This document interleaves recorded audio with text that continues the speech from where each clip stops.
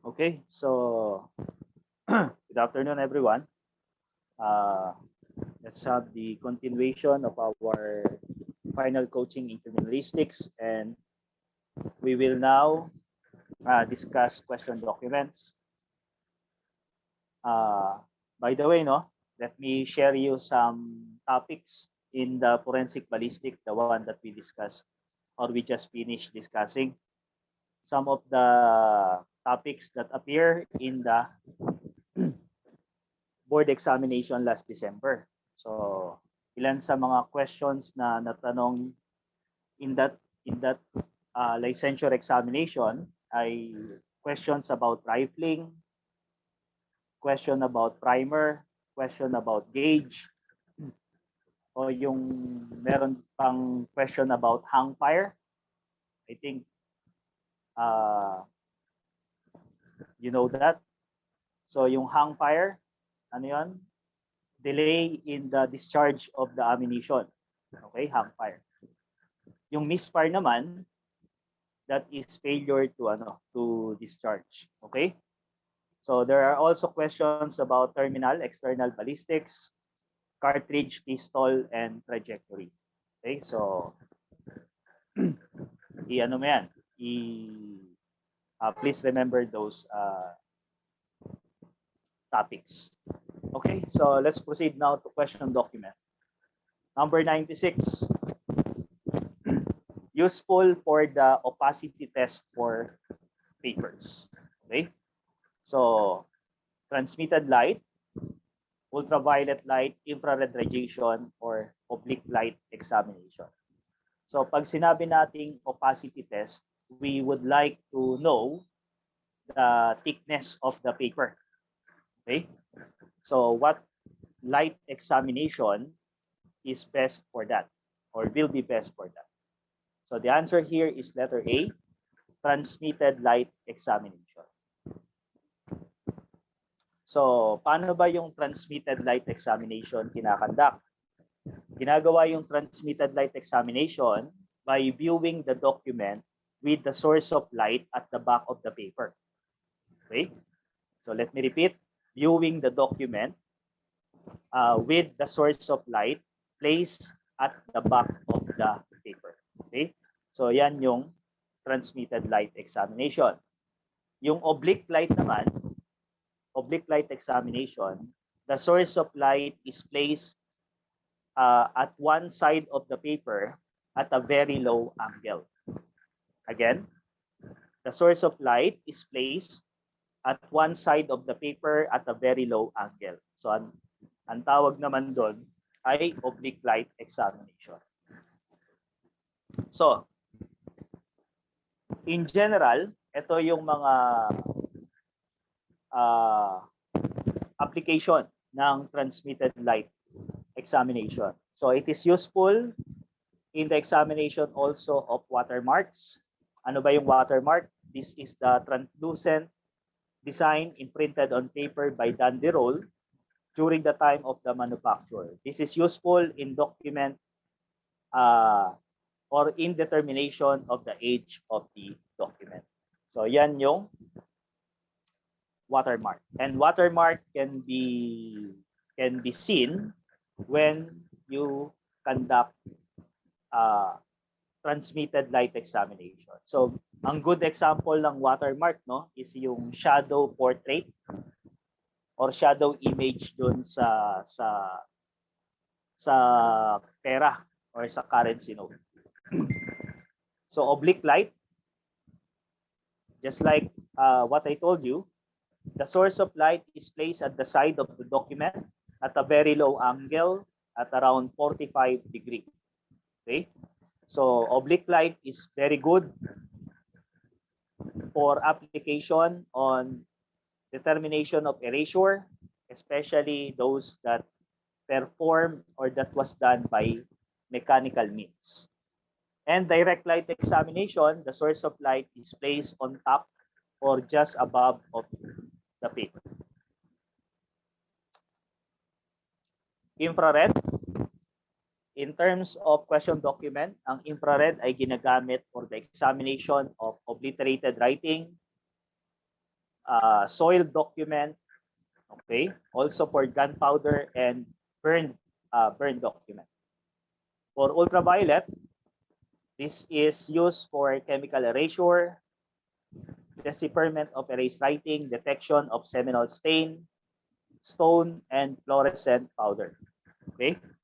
And microscopic examination, this is designed to show small details of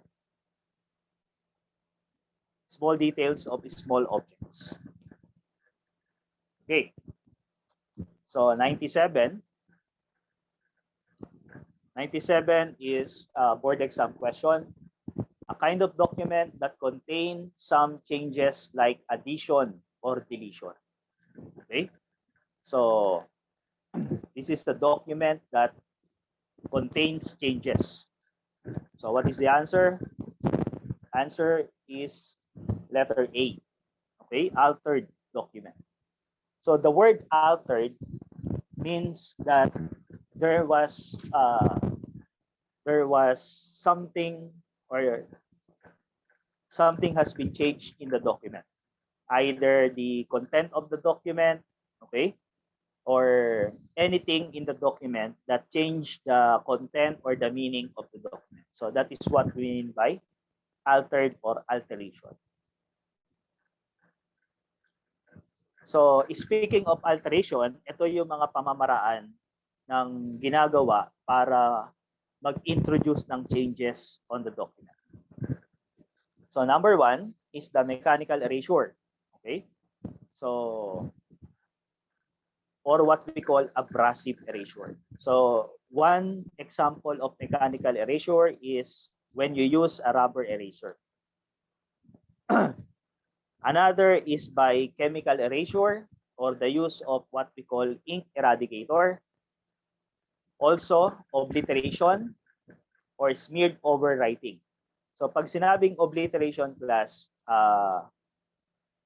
yung original writing is being covered by ink or any other substance. So you try to cover the original writing by another substance in order to conceal it or to hide it.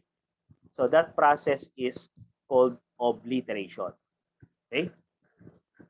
Indentions or indentations, these are the canal structure or partial depression on the surface of the paper below the original writing. So sa Tagalog, ito yung bakat ng pressure na ina-apply natin in writing. Okay, so yung mga partially visible na writings below the paper kung saan ka nagsulat, ang tawag doon ay indented writings or indentations. Also, another important term is contact writing. Contact writings forms on paper upon contact with another paper containing fresh ink. So kapag nagdikit yung dalawang paper at yung isa, meron siyang fresh ink. Okay? Masyadong matinta yung mga writings niya, lumilipat doon sa kabilang paper. Okay? And the process is called contact writing. So another word is decipherment. It is the process of making clear what otherwise is illegible or which is not visible to the naked eye or indistinct. Okay? So may mga pagkakataon class na kapag sinubject mo to ultraviolet yung document, nare-reveal yung mga invisible part of the document that cannot be seen by the naked eye. Okay? So that process is called decipherment. Number 98. Label the container containing question document blank packaging. Okay, so kailan mo ba dapat lagyan ng label yung envelope or yung container ng question document? Before packaging or before putting inside the question document, after, during, or before, during, and after. Okay? Number 99. Pen emphasis is the act of intermittently forcing the pen against the paper surface with an increased pressure. On the other hand, what is pen pressure? A. Removing or lifting of writing instrument. Average force applied by the writer.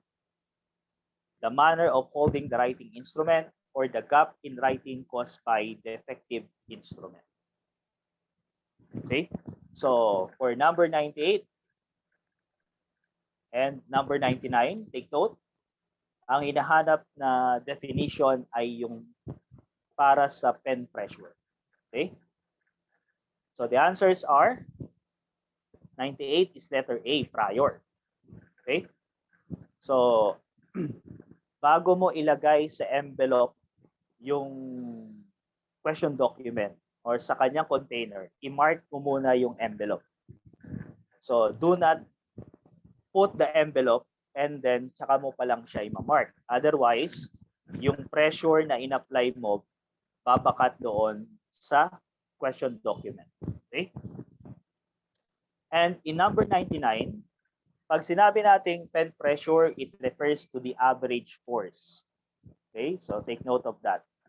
Apply by the writer when writing. Pero kapag ang nakalagay sa question ay increased pressure, okay? That refers to pen emphasis. So please remember the distinction or the difference between pen emphasis and pen pressure. Next. So, other important things to to explain. Meron din tayong tinatawag class na pen lift. So, what is pen lift? A gap caused by removing or lifting the writing instrument while writing. So, pen lift, ibig sabihin nun, nagkakaroon ng stoppage or what do you call this? Nagkakaroon ng stoppage or humihinto yung sulat because the writer lift the writing instrument. Okay? So, ang tawag doon ay pen lift. On the other hand, yung way of holding the pen in relation to the writing surface, that is called pen position, the manner of holding the pen. This is otherwise known as pen hold. And also we have hiatus or hiatus. Okay? So it is a gap or interruption in writing caused by defective instrument without lifting the writing instrument or without lifting the pen. So, dito sa hiatus or hiatus, nagkakaroon ng gap. Pag sinabing gap, may space between the writings, pero hindi nagawa yung space because you lifted the writing instrument. Okay? So, nangyari yung gap because of defective instrument. So, pag sinabi nating defective instrument, yung pen, hindi proper or continuous ang flow ng ink niya, kaya nagkakaroon ng gap. And the pen pressure, we already defined it as the force applied in the contact of writing between the paper and the pen, which estimated from the question document. Okay. 100 or number 100. At least how many exemplars should be collected to attain a sound conclusion? So, ilan ba ang exemplars? At least. Okay? So, the answer here is letter D or delta. So, 3. At least 3 exemplars should be collected to arrive in a conclusion. Okay? So, another discussion, no? Just to refresh you about important terms in question document. We have disguised writing, writing from which the writers attempt to modify his own writing of in hope of hiding his identity. Okay? So, binago mo yung writing mo because you want to hide your identity. You don't want to be recognized through your writing. So, another is natural writing. Well, natural writing is just the opposite of disguised writing.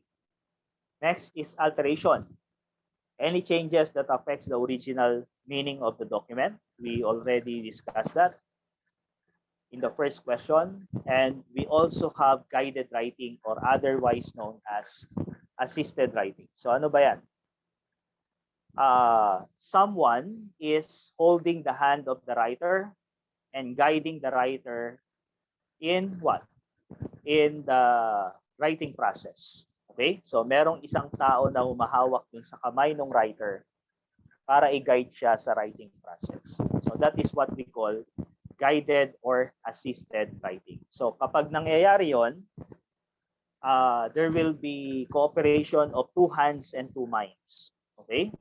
Two hands, the hand of the writer and the one who is guiding the writer, and two minds, the mind of the writer and the mind of the one who is guiding him. Okay, next. Yes, applicable yan, no? Applicable yung guided or assisted writing sa dalawang klase ng tao, bata at saka yung mga hindi na kayang magsulat. Okay? So, number 101. Question document is otherwise known as what? What is the other term for question document? The answer here is letter C. It is otherwise known as disputed document. Okay? 102 and 103. What is the object of examination in a holograph document? Again, ano ba yung holograph document class? Pag sinabi nating holograph document, it is a document written, signed, and dated by only one person. Okay? That is how we can define holograph document. Written, signed, and dated by one person. So, if that is the kind of document, ano ang ine-examine sa document na yon? Is it the signature, the writings, the date or the age of the document, or the entire document? Okay? Number 103. Spurious signature, otherwise known as simple forgery. Lumabas yan last December. Ano ang other term for simple forgery? That is spurious signature. Simulated forgery is otherwise known as what? So the answers to these questions are letter D and letter D. So in the holograph document, the question or the object of examination is the whole or the entire document. Kasi pag sinabi nating holo, it means whole or entire. Okay? Kaya yung buong dokumento ay subject or under examination. In 103, yes, simulated forgery is otherwise known as copied forgery.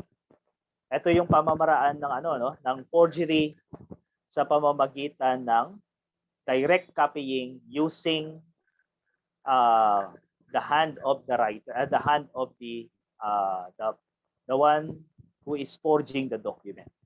Okay? Ang may kayang gumawa ng copied forgery or simulated forgery are those people na sinasabi nilang nagpo-possess ng golden hand. Golden hand kasi magaling yung kamay nila sa pangongopya. Okay? So this is the meaning of the holograph document which I recited earlier. Written, signed, and dated by one person. Okay. So let us discuss what is simple forgery or spurious signature. Simple forgery when there is no attempt to copy or facsimile the genuine signature. Kaya siya tinawag na simple forgery dahil yung nanggagaya, hindi niya naman talaga completely ginagaya yung itsura ng signature.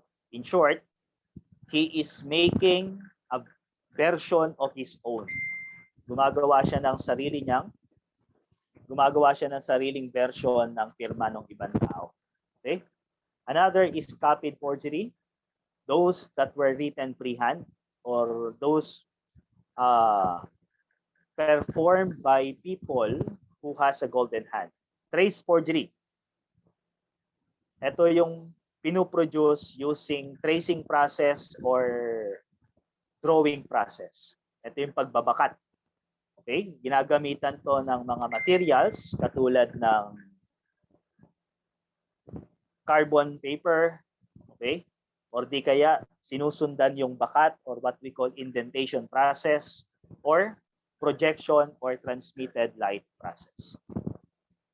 So as a piece of advice, do not miss to review this topic about question document, yung patungkol sa mga type of forgeries. Okay? Simple forgery, simulated forgery, at saka traced forgery. Okay, 104 and 105. How should a wet document be collected? Kung basa yung document, ano ang dapat gawin? Letter A, dry it first. Letter B, collect it while still wet. Collect it while still wet and put water to the container. Immediately put adhesive transparent tape on the paper to prevent disintegration. Number 105. Previous and present writings of person will show difference upon comparison due to what? Transitory changes, tremors, habits, or variation. So, yung old writings mo at saka yung new writings, nagkakaroon ng difference, okay? Because of what? The answers are letter A. Of course, dry it first. Patuyuin mo muna. Huwag mo muna siyang i-process ng ganong condition or basa. And number 105, we call it as variations. Okay? Or sometimes, ang tawag natin dyan ay natural variations. So, mga natural na pagbabago na nangyayari in our writings.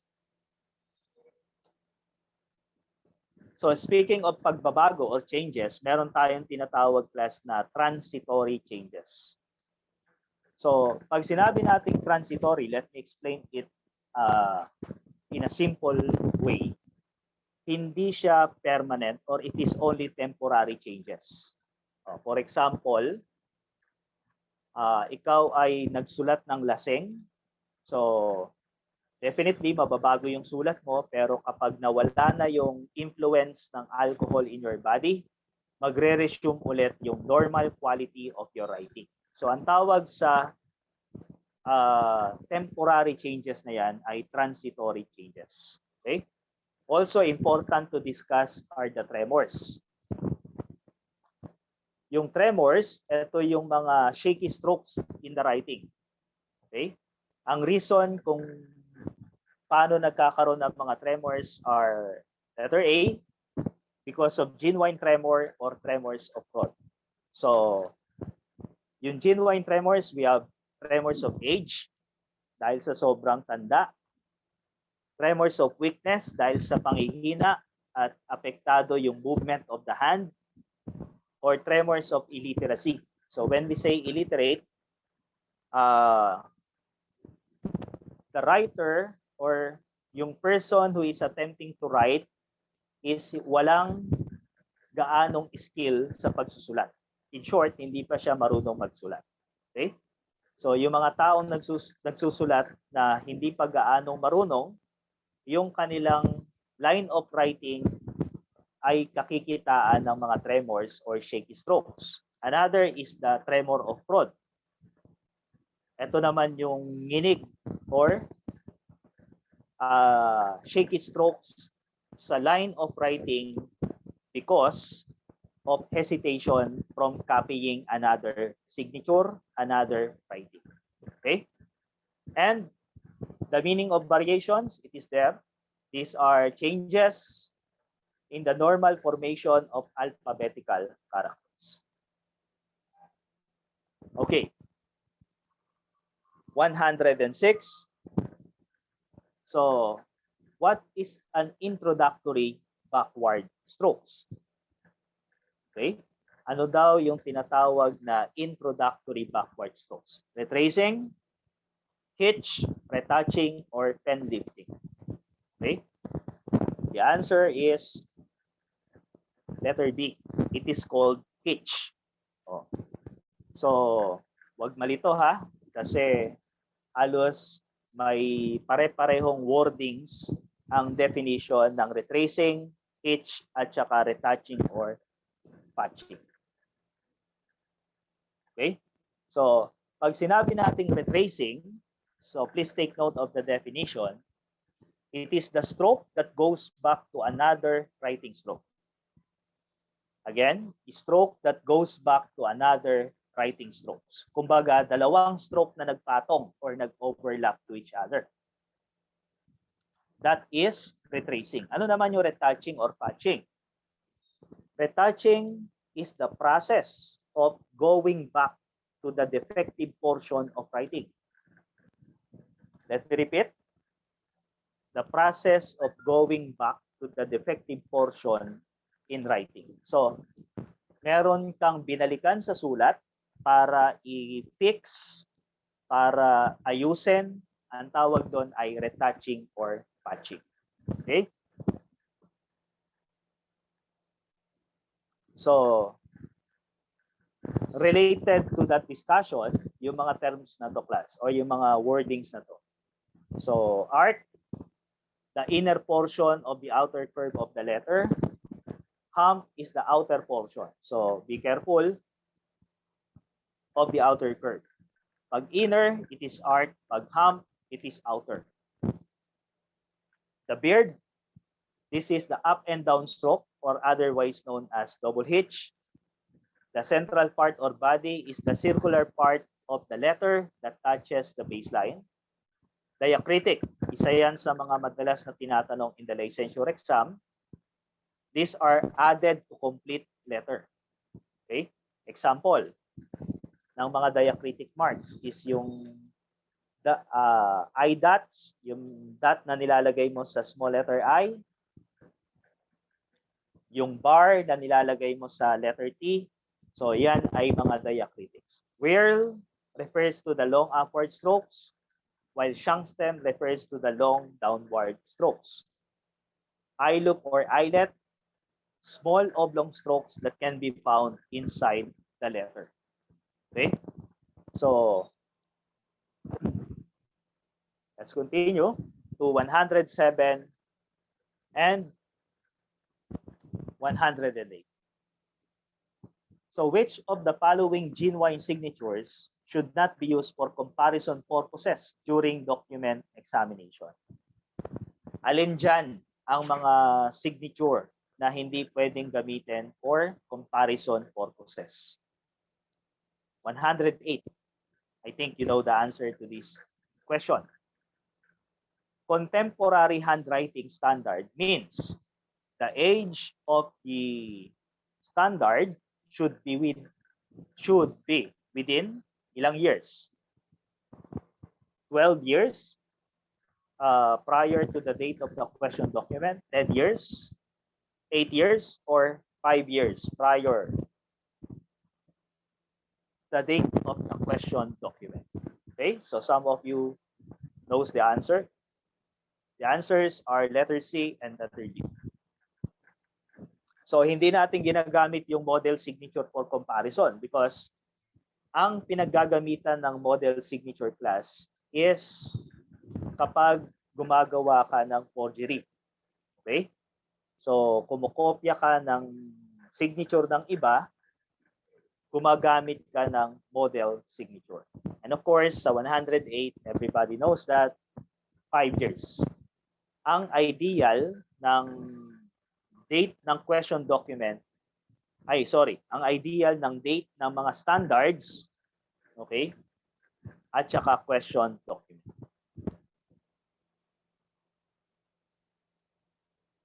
So, some terms also to remember, we have ancient document. Ancient document kapag ang document is more than 30 years already. And when we say standard, it means the document origin is known and can be proven. Okay? So, standard kapag alam mo kung saan nanggaling yung document and you can prove it. And take note, standards are the document that we use for comparison with the question document.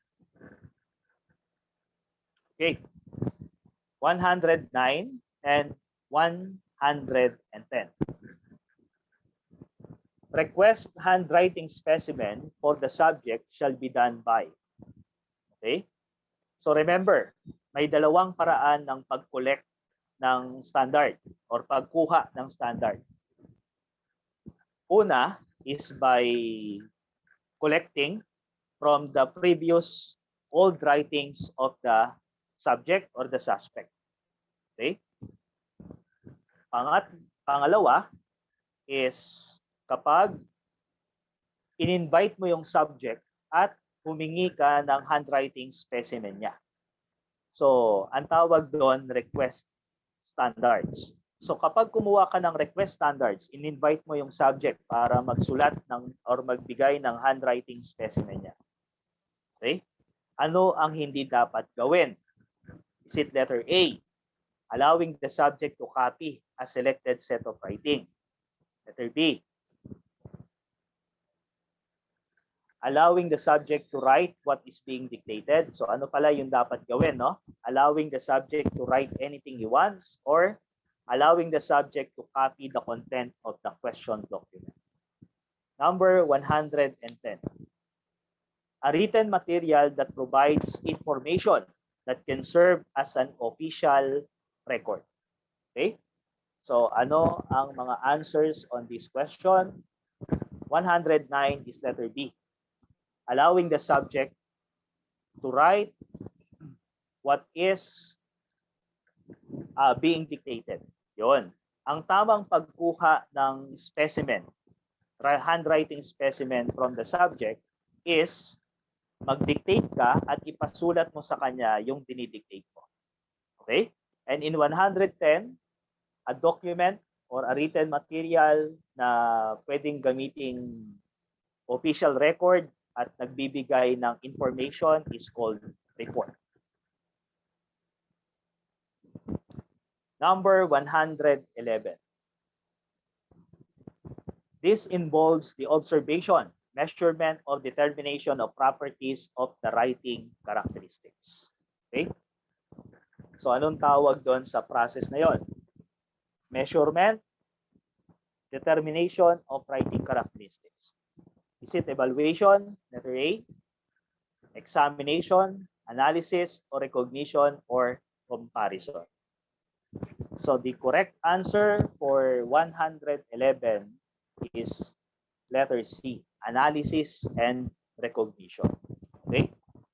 So when you are analyzing, hinahanap mo yung mga writing characteristics sa sulat that appears on the question document and standards. Okay? So ang tawag doon ay analysis. Evaluation. Ano ba yung evaluation? Evaluation is the correct interpretation of characteristics. So dito ka na nagde-decide. Pag nag-evaluate ka ng writing characteristics, dito ka na nagde-decide whether they are they were written by one person or two different persons. That is what we call evaluation. Comparison, of course, from the word itself, okay? Dito ka nagkakandak ng comparison between the characteristics of writings in the question document at saka in the standard. Okay? So that is what we call comparison. Examination is the close and critical study of the document. Okay. 112 is a board exam question. A person denied that he issued a check containing a signature, which is very similar in size and in shape when compared to the genuine signature. This can be a case of what? Simple forgery, simulated, trace forgery, or copied forgery. So if we are going to explain the question, yung tao daw hindi niya tinatanggap yung cheque na sinasabing may pirma niya. Okay? And nung tiningnan niya yung pirma, parehong-pareho in shape and size yung dalawang pirma. So, this can be a case of what? Kapag ang dalawang signature ay parehong-pareho, is it produced by simple forgery, simulated forgery, traced, or copied forgery? So the answer is letter C, traced forgery. Okay? So I think I don't need to convince you, class, that walang dalawang pirma na galing sa isang tao na parehong-pareho. Okay? Maski gawin nyo yan right now, gumawa kayo ng dalawang pirma on your on paper, and you will see that they are not exactly identical to each other. Okay? In terms of size, in terms of shape, merong mga small changes or differences or variations na tinatawag. Kaya kapag nakakita ka ng dalawang pirma na eksaktong magkapareho, ibig sabihin yan, these are produced by trace forgery. Next, 113. 113 refers to the factors and circumstances that affect the writer's ability to write. Okay?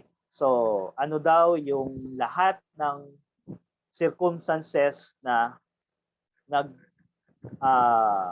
i-influence sa pagsusulat? Writing condition, letter B, pen hold, letter C, pen pressure, or letter D, muscular habits or coordination. Yes, that is correct. The answer is letter A. Okay? That is writing condition. So, lahat ng nangyayari, lahat ng situation while someone is writing, all of those are part of what we call writing conditions. Next.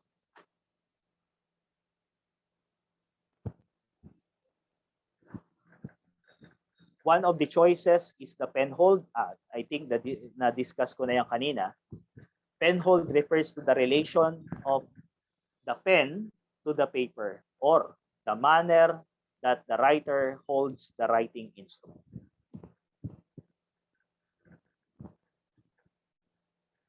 Number 114. This is a board exam question. And 115. The inventor of fountain pen designed to allow air to induce a steady and even flow of ink. Okay?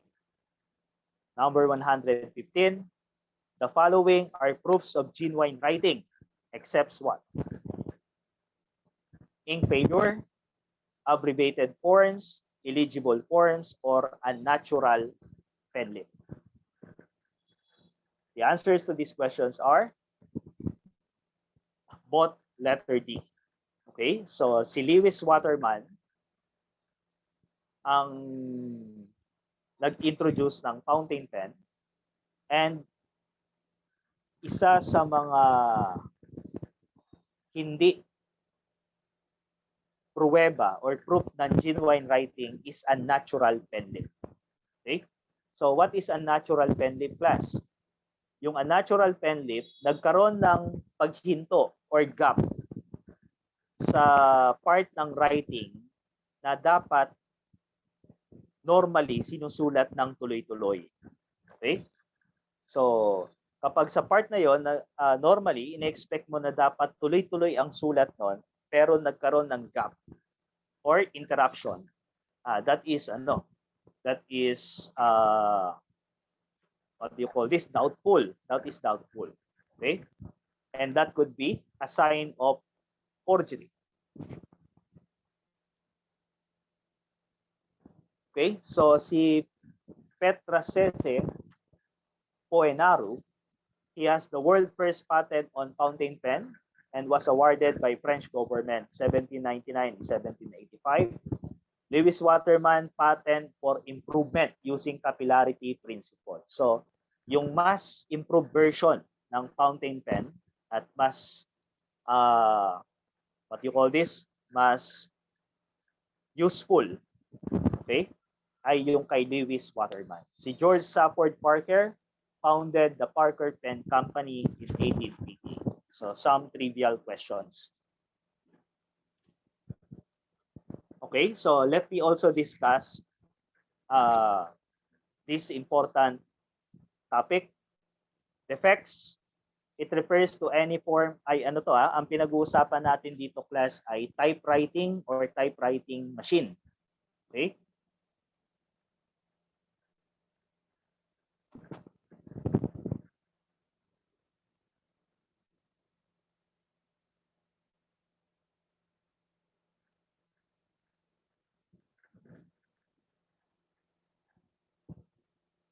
Yung isang pen is someone is asking a question. Parker pen. Okay, so what we are talking here is a typewriting machine. Kung alam ko na mga millennials na kayo or generation Z, so baka hindi nyo na alam kung ano yung typewriting machine. Anyway, ayan yung makinilya na tinatawag. So, kasama sa mga trabaho ng document examiner is yung mag-examine ng mga typewritten documents using a typewriter. So, ine-examine yan sa pamamagitan ng mga defects or what we call abnormality. Okay? So, meron tayo mga defects in typewriting machine. And I want you to be familiar with this. Number 1, alignment defects. In horizontal alignment defects, an alignment defect in which the character points to the right or left of its proper position.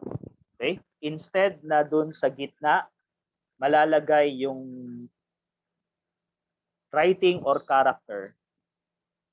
Okay? Dun siya nalalagay sa right or left of the proper position. Ang tawag natin dyan ay horizontal alignment defects.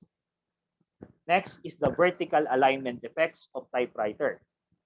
A character printing above or below the proper position. Okay, so what does it mean? Instead na sa gitna, sa itaas or sa baba, nalalagay yung printing ng letter. Okay, so defective nga. Ang tawag naman doon ay vertical alignment. Next is character printing or of its fit, in which the letter is printed heavier on one side. So kung makikita mo yung letter, mas maraming ink sa kabilang side kesa sa kabila. Okay? Ang tawag sa defects na yon ay of its fit or character printing. Next, typeface defect. Twisted letter. Yung twisted letter, instead na yung printing ng letter ay diretso, tabingi or nakaslant. Okay? Ang tawag sa problema na yan or defects ay twisted letter. On the other hand, pag sinabi nating rebound, instead na isa lang yung character na napiprint sa letter, nagkakaroon ng tinatawag na double impression. Okay? Nadodoble yung printing ng letter. Ang tawag is rebound. Actual breakage. So, merong mga cut sa parts ng letter, okay? Or may mga breaks sa parts ng letter. So, kapag na-print siya, may mga part na hindi kumpleto. Yung character or letter. And the last is clogged typeface or what we call dirty typeface. Kung saan yung mga spaces in the character is filled with ink. Okay? For example, ordinarily, yung letter O, kapag nakita natin, is meron siyang space at the center. Okay? Pero kapag puro black lang ang nakita mo sa letter O, wala siyang space at the center, ibig sabihin yan, may problema yung typewriter na tinatawag na dirty typeface or clogged typeface. Kung saan, yung mga space inside the letter are filled with ink. Still, about typewriter, ito yung mga iba't ibang parts ng typewriter, which I believe is also important to review. The platen, the cylindrical backing of typewriter that absorbs the blow of the type bar. Okay? So, diyan nakapatong or nakarest yung paper habang ikaw ay nagtatype. Elite and pica. So, also, remember the difference between elite and pica. Pag sinabing elite, you can type 12 characters per horizontal inch. Okay? Kasama na yung space. So, sa isang inch, sa 1 inch, magkakasya ang 12 characters. Ang tawag doon ay elite. Kapag pica naman, kasya lang ang 10 characters. Okay? So, 10 characters per horizontal inch. Typeface. Typeface is the printing surface of the type block. Okay? So, typeface, andito yung mga naka-emboss yung mga letters ng alphabet na ginagamit or printing sa mga typewritten document. So that is what we call typeface. Okay? So let's proceed now to 116. A written presentation of thought by which an obligation is established. Okay? So, ano kaya ang best na nagdi-describe ng question? Is it certification? Is it contract? A document? Or a record? So, ano daw to? A written presentation of thought. Ibig sabihin, merong napagkasunduan. Okay? At nagkasundo sila sa bawat obligations ng mga testators. So, the answer here is letter D, contract. Diba class, ang ano natin sa ang tawag natin sa contract is meron yang meeting of minds. So pag sinabi nating meeting of minds, nagkaroon kayo ng kasunduan at yung kasunduan nyo was put into writing. At yung mga nagkasundo, meron silang mga kanya-kanyang obligations to be performed on the document or written on the document. Okay? Next is 117 to 118. 117. A forensic document examiner may provide expert opinion with regards to the following except. So alin dito ang hindi kayang solusyonan ng isang document examiner? Letter A, whether the document is forged. Letter B, whether the document is authentic or genuine. Letter C, whether a suspect is guilty of forgery. And letter D, whether the document is altered or not. 118.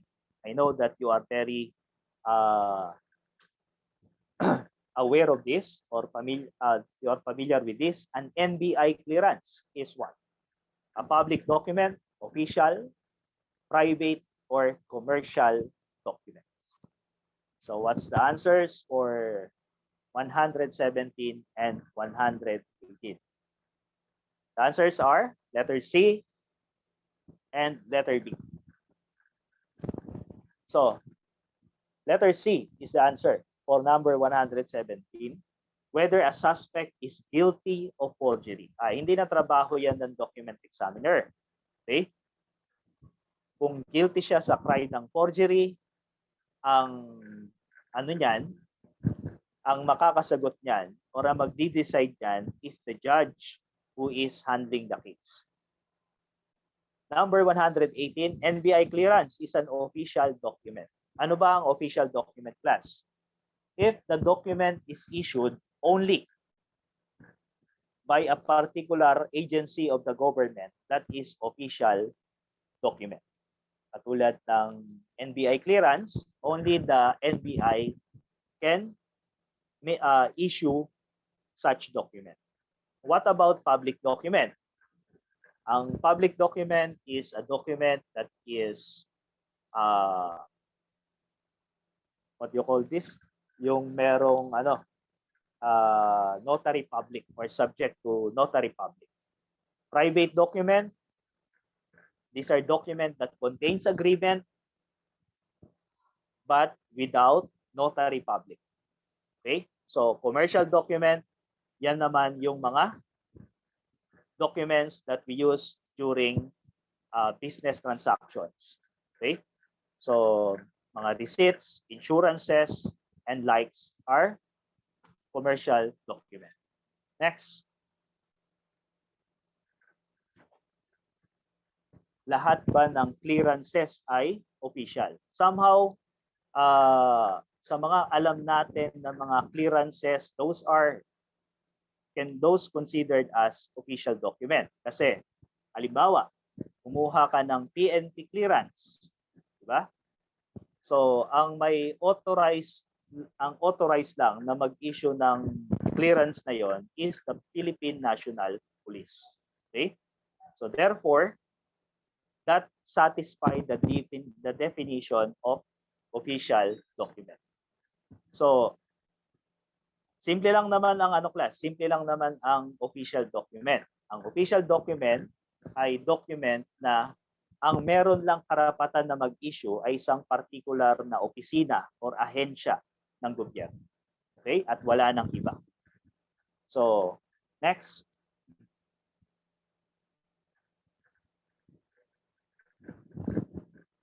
So we have here some or a legal definition of document. Ano ba yung document class? Legally speaking, legally speaking. Kasi yung meaning natin ng document sa question document na subject is very general, no? Ano ba yung meaning natin ng document sa QD? Material that contains mark, signs or symbol, partially visible or invisible that contains meaning. So napaka-lawak. Pero the legal definition, a document is a written statement by which a right is established or an obligation is extinguished. Okay? So magiging legal ang isang document sa dalawang paraan. Number one, nagbibigay siya ng karapatan. Okay? At number two, nagbibigay siya ng obligasyon or dapat na gawin ng isang tao. So, every deed or instrument executed by a person which some disposition or agreement is proved, evidence, or set forth. So, ang mga legal na dokumento is yung may mga agreements na ginawa, okay, or mga bagay na sinettle. So, Kapag walang ganon ang isang document, that cannot be considered a legal document. For example,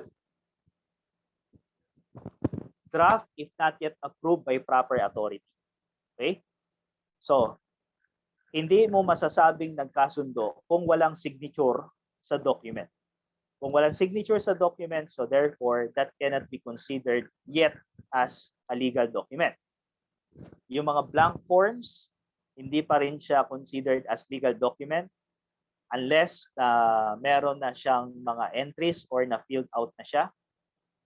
At yung mga pamphlets or books na ginagamit natin cannot be considered also as a legal documents.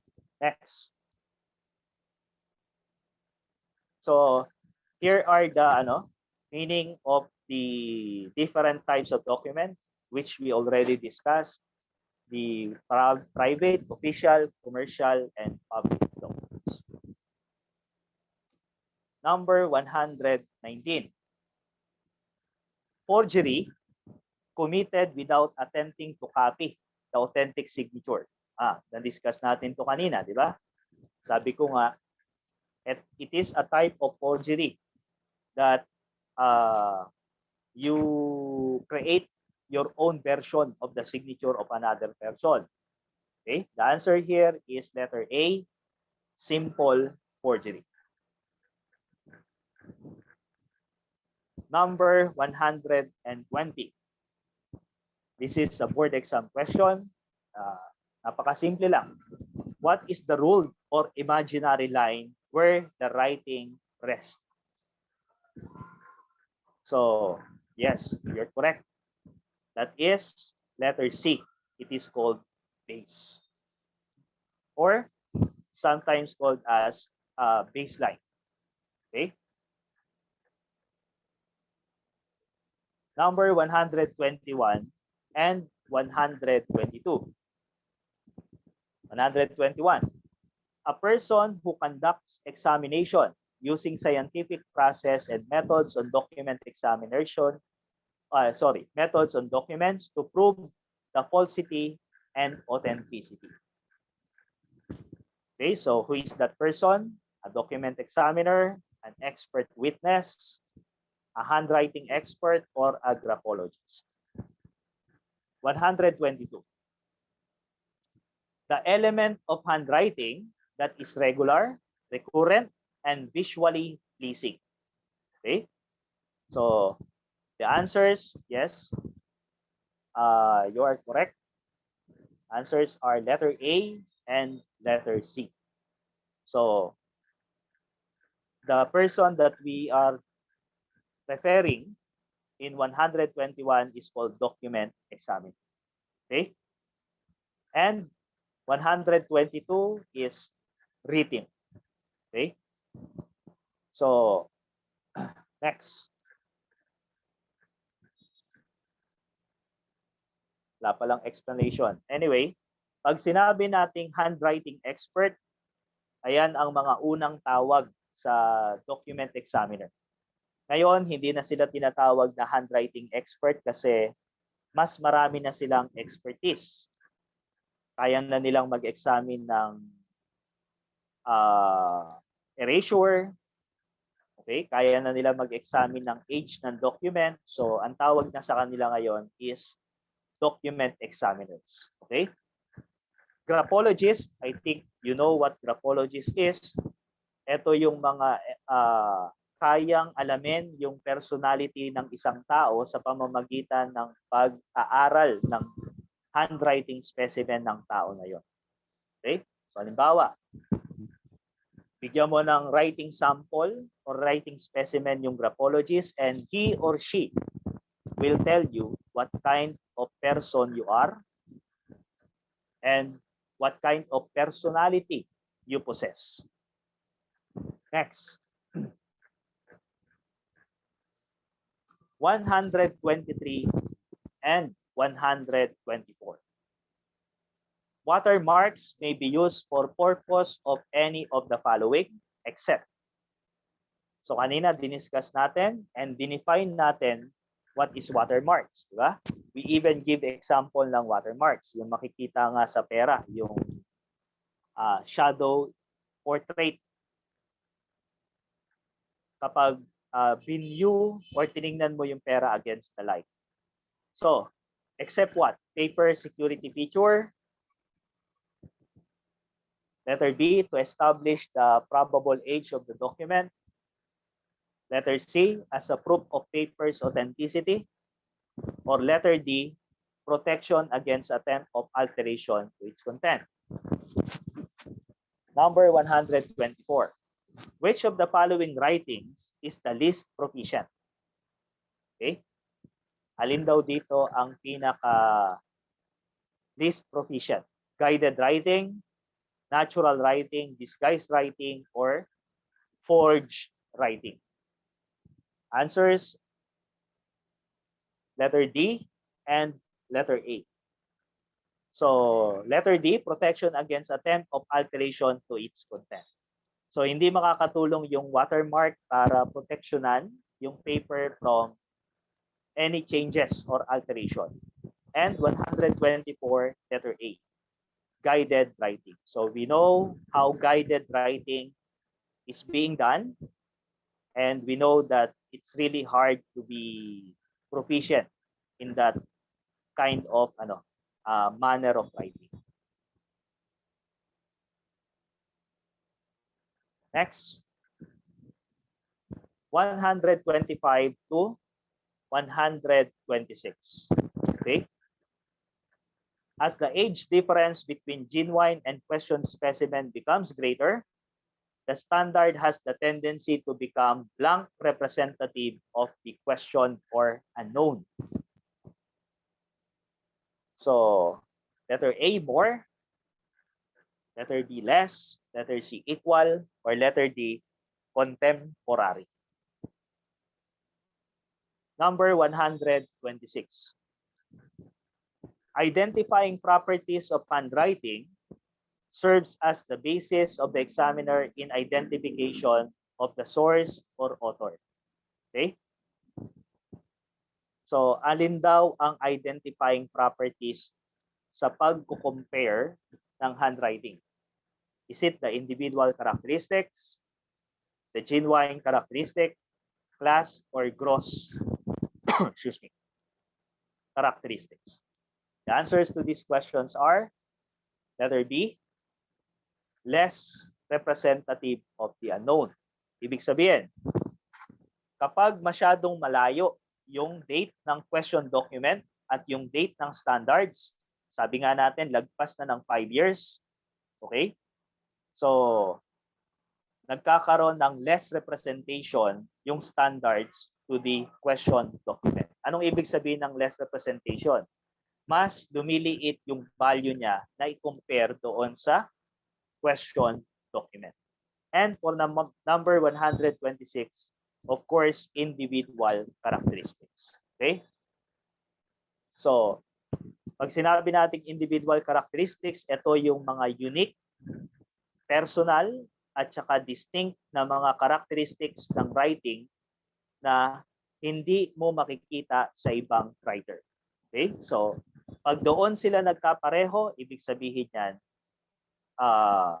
mataas ang possibility that the writings who have the same individual characteristics were written by the same person.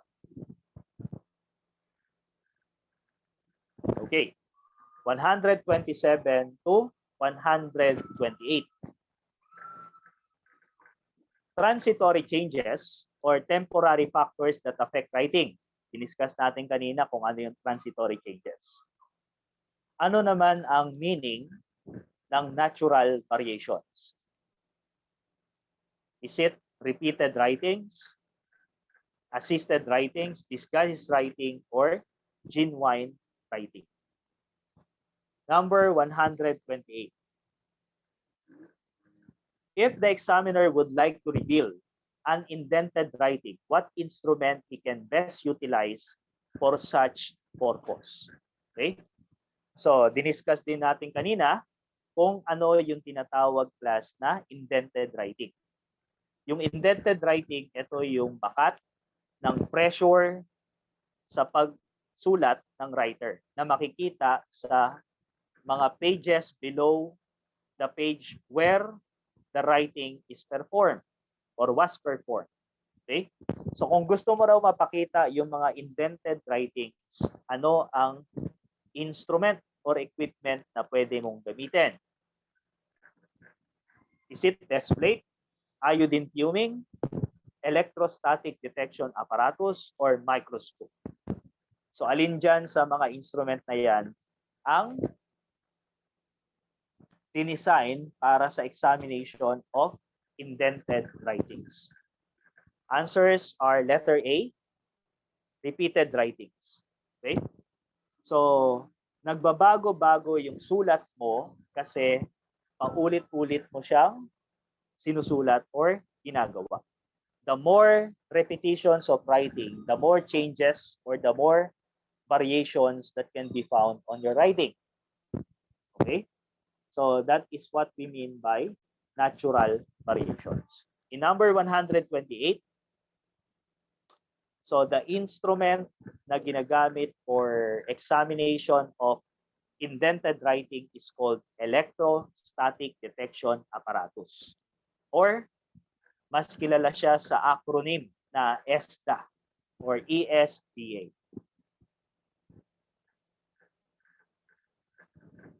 Okay. 129 and 130. 129. Partially visible ink stroke appearing on sheet of paper after having touched by freshly applied ink strokes. Okay? So na-discuss din natin kanina yan. Hopefully, you can answer it correctly. Is it invisible writing, contact writing, indented, or obliterated writing? Number 130. Legible handwriting, illegible handwriting. Calligraphy, tachography. Disguised writing is what? So what have you noticed? Hinahanap yung kabaligtaran ng mga given words. Halimbawa, handwriting or legible handwriting, illegible. Calligraphy, yes, correct. Antonym is cachography. Okay? What is the opposite of disguised writing? Is it genuine writing, authentic writing, natural writing, or natural variations? Okay? So the answers, again, be careful sa pagbabasa ng question. The answers are letter B, contact writing. We explained that a while ago. And letter C, that is called natural writing. Diba? Sinabi natin na ang opposite ng disguised writing, kung saan intentional na binabago mo yung sulat mo, is syempre yung iyong natural writing. What is natural writing again? Natural writing is what? The writing without attempt to disguise, without attempt to alter the normal qualities of your writing. So the answers are letter D and letter C. So we already defined what indentation is. So we will skip that. 131 and 132. It refers to the translucent design in paper, which serves as a distinguishing characteristic of document made by a Danby roll. So what is that? Is it wire mark, skid mark, watermark, or oil mark? So if you listen to the rationalization sa mga previous question, you can pinpoint the answer. Okay? Yes. Yan. May mga ano na. 132. Through this, the writer's possible nationality could be established or determined. System of writing, copybook form, writing movement, or writing form. So, sa pamamagitan daw neto, makikilala natin saang galing bansa or anong nationality ng nagsulat. Okay, the answers, many of you are correct. letter C, and letter A. Letter C is the watermark, yes, and letter A, that has something to do with the system of writing. Okay? So, yung pagkakaiba ng sulat natin sa sulat ng mga Arabic, sa sulat ng mga Jews, sa sulat ng mga Chinese, Koreans, and Japanese, it has something to do with the difference on system of writing. Ano ba yung system? Yung system simply means style of writing. Okay? So bawat nations meron silang different styles of writing. Next. Yan. So when we say copybook form, it is an illustration of the basic design of the letters in the alphabet. Okay? So, ito yung mga design ng letter na binibigay or tinuturo when someone is learning or starting learning how to write or start to learn how to write. Writing movement. It refers to the motion of the pen, okay? And writing form refers to the design and shape of the letter. So pag sinabi nating writing form, dinidescribe natin yung design or shape ng mga letters in the alphabet individually. System of writing is the combination of the shape and design of the letter and the writing movement which was taught in school. Okay? So pag pinag-combine mo yung movement at saka yung mga shape and design, ma-produce mo yung tinatawag nating system of writing or style in writing. Okay? So, please remember also yung mga differences sa mga wordings na to, class. Kasi almost, magkakamuka yung mga definitions nila. When you say writing, it refers to the visible result. Okay? Ang handwriting naman is the visible effect. While line quality refers to the visible record. Okay? So, paki-check yung mga terminologies na yan properly before answering the question. Okay? Is it asking for the visible result? Then it is writing. Is it asking for the visible effect? Then it is handwriting. If it is referring to visible record, then it is called line quality. Okay? Next is writing habits. So pag sinabi nating habit, definitely habit is something that you repeat continuously. So writing habit is any repeated element of writing. Yung paulit-ulit na ginagawa mo during the execution of writing. And next, significant writing habits. The habits that are so unique na pwedeng mong masabing, class? Pwede mong masabing or magbigay ng identity sa sulat ng isang tao. Okay? These are called significant writing habits. These are sufficiently unique, well-fixed, and can be used to as a basis for individual writing. 133 and 134. Handwriting identification is based on the examination of what? So pag nag-a-identify ka ng handwriting, saan siya nakabase? Is it on writing characteristics? Is it on the motion or movement of the pen? Is it on the instrument or material or in the writing condition? Which one? Next, 134. He wrote the book Suspect Documents. Okay? Is it William Harrison, Albert Osborne, Ordway Hilton, or Henry Mill? The answers are both letter A. So, Ang basis for identification of handwriting is definitely writing characteristics. And the book entitled Suspect Document was written by William Harrison. Okay? So in addition or additional information, Albert Osborne is the father of question document. I think most of you know that already. And the book that he wrote, it was entitled Question Document. Okay?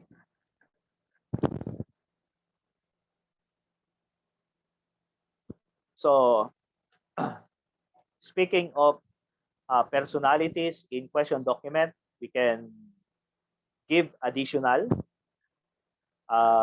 names. We have John Loud, ballpoint pen, Lewis Waterman, fountain pen, and we also have copy pencil. This is an indelible ink whose marking substance is composed of aniline ink and graphite. Okay, so remember that. Isa yan sa mga questions previously asked in the licensure examination. Okay, 135 and 136.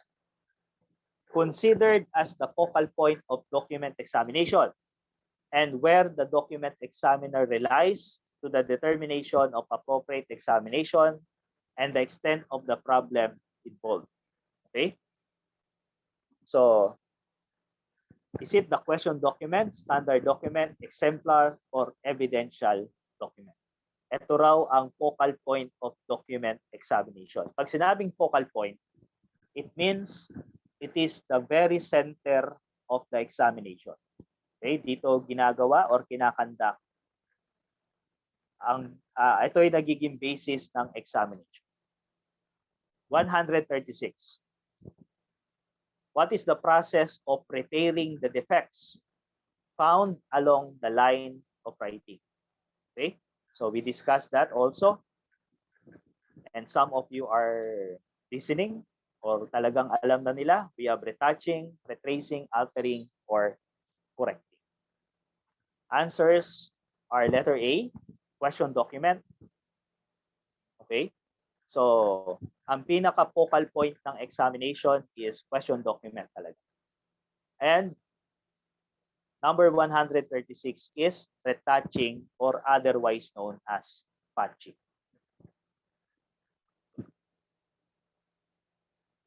So, additional information, retracing is a stroke that goes back over another stroke.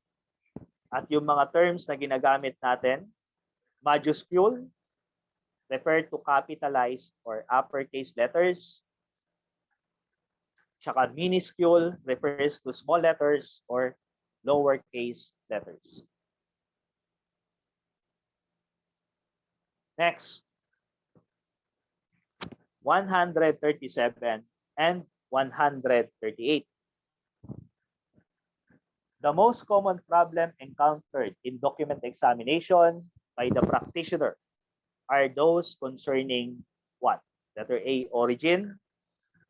Letter B, counterfeiting. Letter C, authorship or signature. Or letter D, alteration. So itong exact question na to ay natanong ulit last December. Okay? 138. Handwriting examination to determine one personality or character. This one is very easy. Okay? Calligraphy, chromatography, cacography, or graphology. Answers to these questions are letter C, authorship or signature. So ito ang mga commonly handled na mga cases ng practitioners ng question document. And in number 138, everybody knows this, and this was also discussed a while ago, the so-called graphology or grapho analysis ang ibang term. 139 and 140. Okay? Paper is made from wood pulp fibers. Saan gawa ang parchment paper? Recycled paper, animal skin, vegetable fiber, or clay tablet? 140. Writing proficiency is called movement, written skills, or speed. Okay? So proficiency, ha? Answers are letter B and letter C. Okay? The parchment paper is made from the skin of the animals. And letter C, pag sinabi nating proficiency in writing, we are referring to skill. Okay? In writing. So, ano bang ibig sabihin ng skill in writing? Ibig sabihin yan, kaya mong i-move yung pen without any problem, okay, to form a writing process. And skilled writer ka rin kapag ang sulat mo ay nababasa. Okay? Ibig sabihin, proficient writer ka kapag legible ang writing mo or nababasa. Number 141. This is used for obliterating writing. So again, no, pag sinabi nating obliteration, you are trying to cover the original writing by another substance. Okay? You want to conceal it by covering it with another substance. Okay? So in order to do that, you can use what? Letter A, ink eradicator. Letter B, superimposing ink. Letter C, sympathetic ink. Or letter D, invisible ink. The answer here is letter B. Okay? So superimposing ink. Saan ginagamit yung ink eradicator? Ginagamit yan para magbura ng or mag-remove, mag-erase ng content ng document. Okay? Yung sympathetic ink and invisible ink, they are just the same. Next.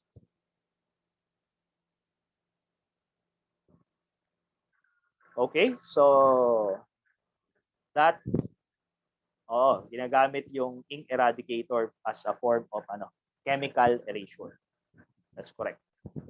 So that will be the last question under question document. Okay? So we will proceed now to another area in in criminalistics. Okay? At yun ay ang forensic or what we call police photography. Okay? So bigyan ko lang kayo ulit ng idea kung ano-ano yung mga questions in the question document ang naitanong noong last December or yung mga topic. Okay? So, natanong yung spurious document. What else? Natanong yung slant of writing, retracing. Okay?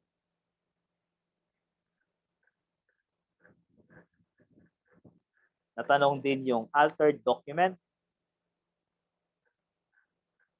and yung authorship, okay, or signature, pen lift. Madalas na laging included yan in the questions on question document. And exemplars. Okay, so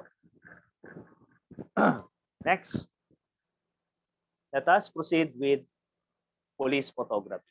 So I hope na total nyo yung mga scores nyo in question document and you come up with a good self-evaluation, how ready you are, how prepared you are for that particular subject. Okay? So, meron pa ba kayong kailangan na adjustments na gawin? Anyway, let us continue. 142. Which of the following F numbers will help you prevent film overexposure when photographing under excessive source of light? F5.6, F22, F8, or F16? Okay? So, simple lang ang rule dito, no? Ang rule dito is that the higher the F number, the smaller the opening of the lens or the lens opening. Okay? The lower the F number, the bigger or the larger the opening of the lens. Yan. So, kapag masyadong maraming light, katulad nung nasa question, ano ang kailangan nating gawin para hindi siya magkaroon ng overexposure? Liitan yung opening. At kapag maliit ang opening, what is the best F number to be used according to 142? Applying the rule, the answer is letter. I'm sorry class, mali itong answer na to ha. Mali. Mali yung na-project. The answer is letter what? Letter B, F22. Okay, kasi yung F22 class ang may pinakamaliit na opening and therefore mas makokontrol niya even na maraming amount of light at hindi siya magre-result to overexposure. Okay? So class, again, the correct answer for 142 is letter boy or letter B, F20. Okay. So this is a very simple question and was also asked in the licensure examination. So inaano ko kayo class, binibigyan ko kayo ng idea na mali yung kung iniisip nyo na ang mga questions sa board exam ay puro mahihirap. No, actually, meron at meron na sobrang dali, meron at meron na konting isip ay you can get the correct answer. Okay? So very few lang talaga yung sobrang sobrang hirap. Actually nga kapag kapag nakita mo na kaya mong sagutin yung number 1 pa lang, nagbibigay na sa iyo yan ng kumpiyansa. Na-excite ka na sagutin yung iba pang mga questions. Anyway, DSLR stands for what? Napakasimple naman yan. So the answer there is letter C, digital single lens reflex camera. Okay? 144. I'm sorry, the answer is already projected. Hindi nalagyan ng animation. So, the dispersion of varying colors of light traveling in different speed as it entered through the lens. The answer is chromatic aberration.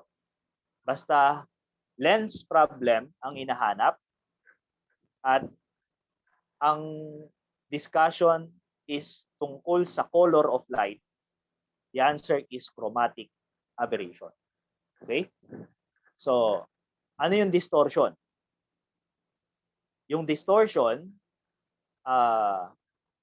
yung mga straight sa gilid ng photograph, yung mga object na straight sa gilid ng photograph ay nabibend or nako-curve. Okay? In the photograph or yung image ay nabibend or nako-curve. Ang tawag doon sa problem na yon ay distortion. Ano yung curvature of field? Pag sinabi natin curvature of field, nahihirapan mag-photograph ng mga straight surface. Okay? Ano naman yung astigmatism? Nahihirapan mag-photograph ng mga lines crossing each other. Okay? For example, yung X, halimbawa, lines that are crossing each other. So hindi niya ma-focus yung dalawa ng sabay.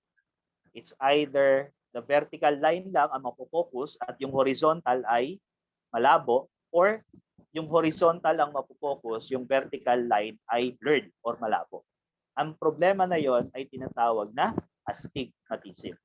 So all of the choices here are lens defects. Okay, next. 145. A lens with a variable focal length is called zoom lens. Which one is an example of a zoom lens? So alin dyan ang lens na tinatawag nating zoom lens? 25 mm, 25 to 75 mm, 50 mm, or 200 mm? Okay. So the answer actually is letter D, 25 to 75 mm. Okay? Kayo naman, di ba? Para namang hindi pa kayo nakahawak ng digital camera. Lahat ngayon ng modern digital camera ay equipped with zoom lens. So pag tiningnan nyo yung focal length ng mga lente ng camera ngayon, lahat halos ay zoom lens. May dalawang number separated by a dash. Okay? So, next. Yung 25 mm class, yung 25 mm, that is wide angle lens. Yung 50 mm is a normal lens. Yung 200 mm is what? A telephoto lens. Okay? 146. Flash unit intended for close-up photography. Ano daw yung flash unit na ginagamit for close-up photography?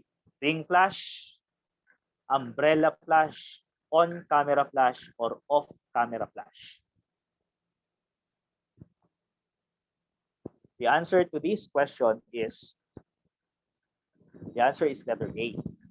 We use ring flash. Ano yung ring flash class? Parang ano rin siya, yung konsepto ng ring light na ginagamit nyo. Okay?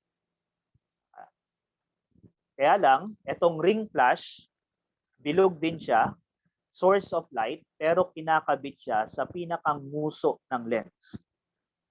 Okay? So, kapag magpo-photograph ka ng close-up, kapag close-up kasi, yung anino ng camera, natatakpan yung subject. So, kapag nilagyan mo siya ng ring flash sa dulo ng lens ng camera, so mawawala or naliliwanagan pa rin sa photograph yung subject or yung object even at a very close range or during close-up photograph or close-up shots na tinatawag. So, again, that is called ring flash. So, let us discuss related topics to that question. Okay? Meron tayong tinatawag na umbrella flash. Ayan, siguro naman familiar kayo with that. Yung nakikita nyo sa studio na parang payong kung saan doon binabanda sa loob yung flash or yung light coming from the flash unit. Umbrella flash ang tawag doon. Ring flash, we discussed that. On flash. Tinatawag nating on flash kapag yung flash unit is attached to the camera. Okay? So kapag yung flash unit nakakabit sa camera, ang tawag ay on flash. Off flash kapag yung flash unit ay malayo doon sa camera. Okay? So halimbawa, nakakonect lang ng cord or ng wire yung flash unit doon sa body ng camera, pero hindi siya nakadikit talaga sa camera. That is what we call off flash. Meron din tayong tinatawag na multiple flash kung saan pag pinindot mo yung camera, maraming flash ang magbibigay ng light, hindi lang single. Fill-in flash, this is addition of illumination to shadow areas. Open flash, the shutter speed is set at B setting. Okay? So, sino sa inyo ang nakakaalala ng tinatawag nating B setting. So yung B setting class is a setting kung saan kapag naka-press yung button or shutter release button ng camera, okay, the shutter remains open. So, naka-open lang yung shutter. Kailan magko-close yung shutter? Kapag ni-release mo na yung kamay mo, or sorry, yung daliri mo from the button of the camera. Okay? So, ang tawag doon ay B setting. If you want the shutter to continuously open, then you can set it at B setting. Bounce flash, instead of light going directly to the subject, it bounce back on walls near the subject. So, ito madalas na ginagawa sa sa portrait photography. Instead na yung flash unit nakadirekta sa muka ng subject, which is unadvisable or not advisable dahil masyadong pumuputi yung mukha ng subject. Ang ginagawa ay binabanda yung light doon sa white painted na wall. Okay? At yung reflected light, yun ang ginagamit to illuminate the face of the subject. Okay?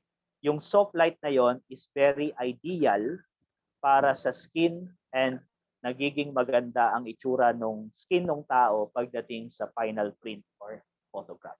Okay? Ang tawag doon ay bounce flash. Next.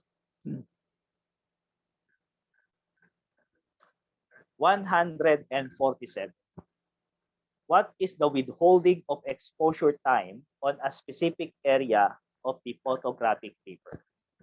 Okay? Pag sinabing withholding, tinatanggal mo or binabawasan mo yung exposure ng isang part ng photo paper or photographic paper. And the process is called what? A, intensification. B, burning in. C, dodging, or letter D, cropping. Okay? So, the correct answer for 147 is letter C, dodging. Okay? So, binabawasan mo yung exposure sa isang part ng photographic paper. So, bakit hindi cropping? Ito cropping, madalas na alam nyo to kasi ginagawa nyo class. Pag sinabing cropping, tinatanggal mo sa photograph yung ibang what? Yung ibang images. Okay? At tinitira mo lang sa photograph yung image that you are most interested with. So, ang tawag doon ay cropping. Okay? So, next. Yung burning in class ay pagdadagdag naman to ng exposure. Kung ang dodging ay pagbabawas ng exposure, ang opposite ng dodging is burning in. Ito yung pagdagdag ng exposure sa part ng photographic paper. I hope that you get the distinction of the other choices. So, ayan. Ang mga diniscuss natin kanina. So, isa sa mga choices yung intensification.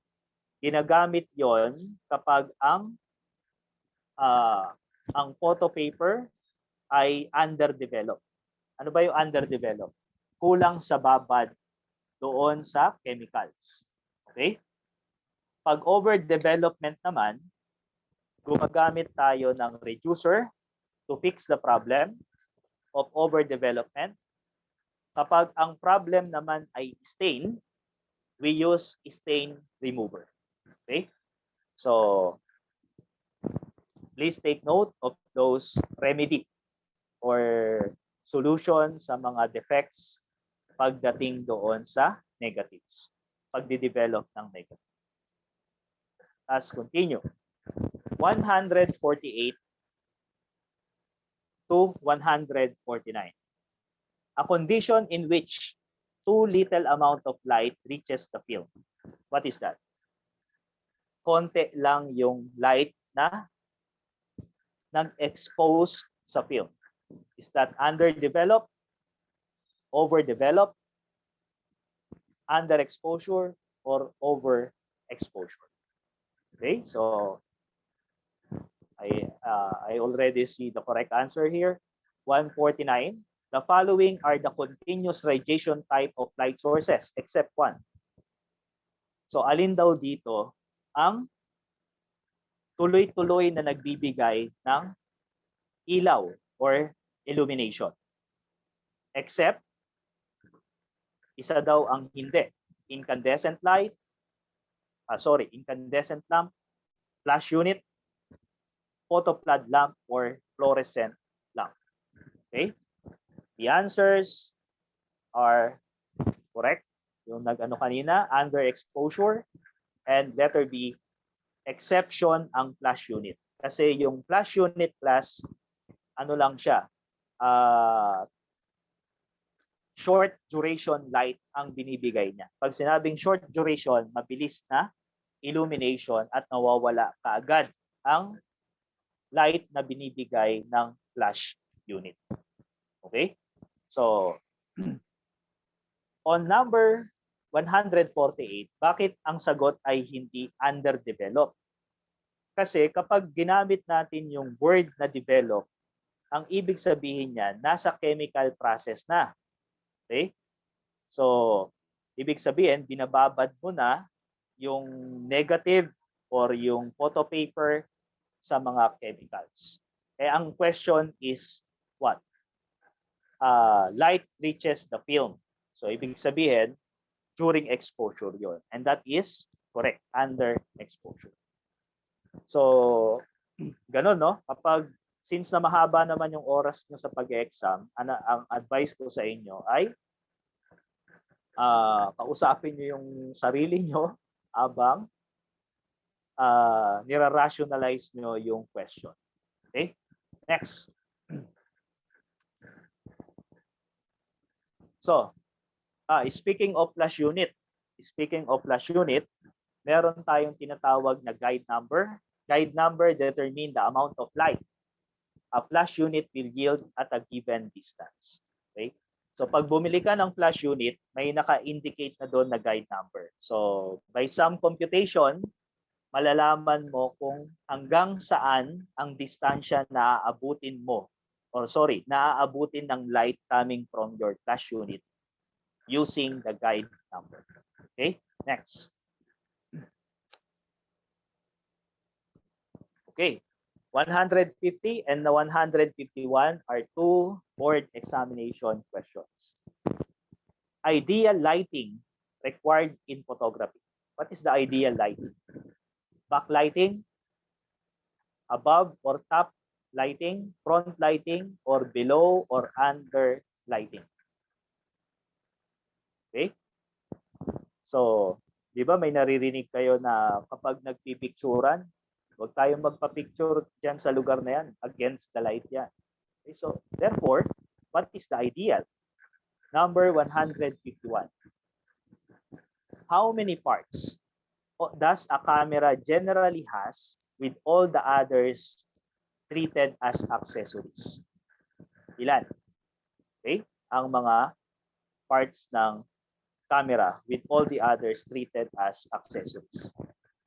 So, answers are yes, correct yan. Letter C, we have front lighting, and letter C, we have 5 accessories. Okay, 5 parts of the camera. Ang accessories class, ang ibig sabihin niyan, ito yung mga parts ng camera that can be attached or detached from the camera itself. Okay? So, pwedeng ikabit at pwedeng tanggalin sa camera. Ano yung mga example ng accessory sa camera? Number 1 ay, what do you call this? Tripod. O kung minsan, hindi naman kayo gumagamit ng tripod or stand, di ba? Ang ginagamit nyo ay monopod. Yung isa lang ang leg. Okay? So, oy, huwag niyong kakalimutan, tinatanong din yan madalas sa ano, ilan daw ang paa ng tripod? Definitely, it has 3 legs. So next.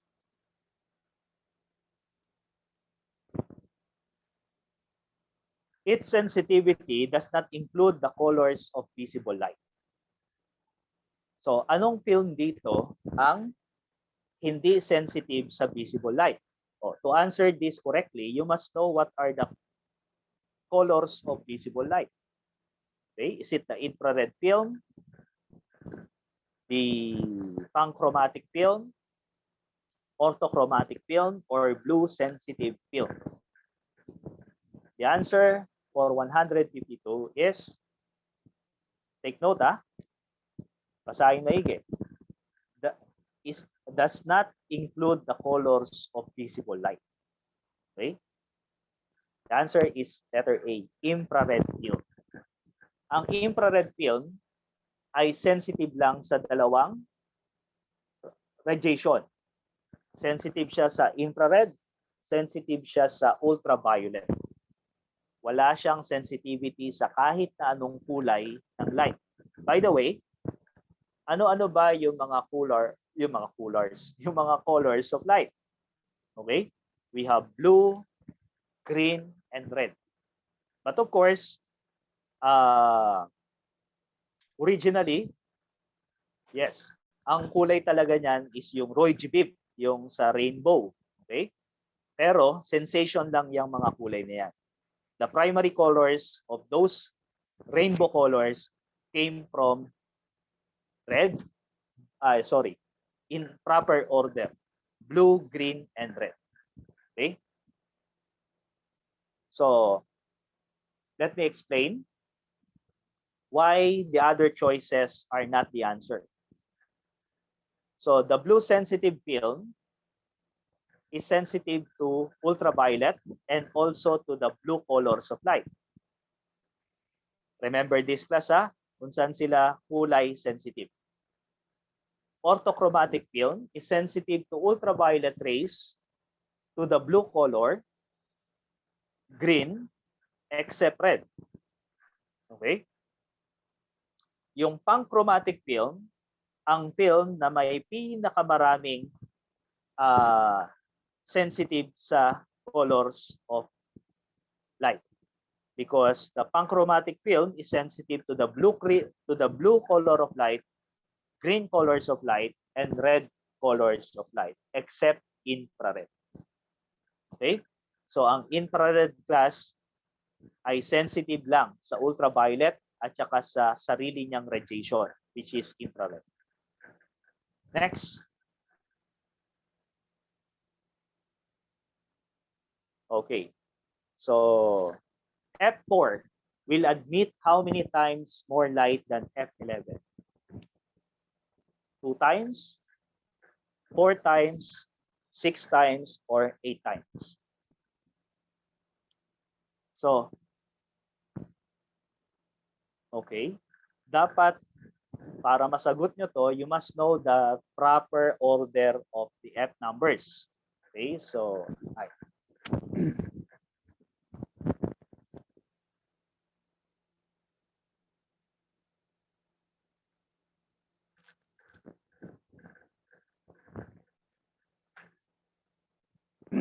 so kindly look at the board kasi medyo kailangan natin ng writings dito.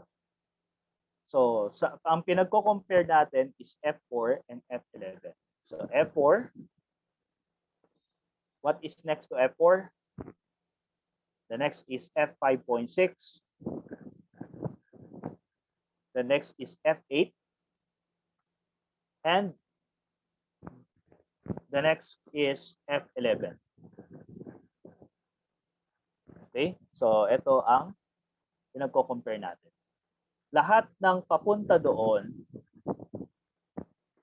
habang tumataas ang F number, nagkakaroon ng reduction of light. Okay? Kasi mas small ang lens opening. Lahat ng papunta doon, ay addition of light. Okay? Mas bigger ang lens opening. So, gaano kalaki ang F4 sa F11? From F11 to F8, that is 2 times. F8 is 2 times, will admit more light than F11. From F11 to 5.6, that is, i-multiply mo ulit by 2, that becomes 4 times. Okay? Eh, ang question natin is from F11 to F4. How many times? I-multiply mo ulit siya by 2. So, 4 multiplied by 2 times is equal to 8 times. Okay? Kaya ang correct answer for this, kung gaano mas mag-a-admit ng light ang F4 compared to F11, the answer there is letter D, 8 times. Okay? So, kapag ano kayo, wag nyong i-add yung mga 2 times. Kasi pag in-add nyo yon, ang lalabas doon ay 6. Always multiply it by 2. Okay? So, 2 multiplied by 2 is 4. Multiply by 2 again is 8. So, the answer for 153 is therefore letter D, 8 times. 154. This is a board exam question. Kaya lang, a long time ago na. The undeveloped sensitized material is called what?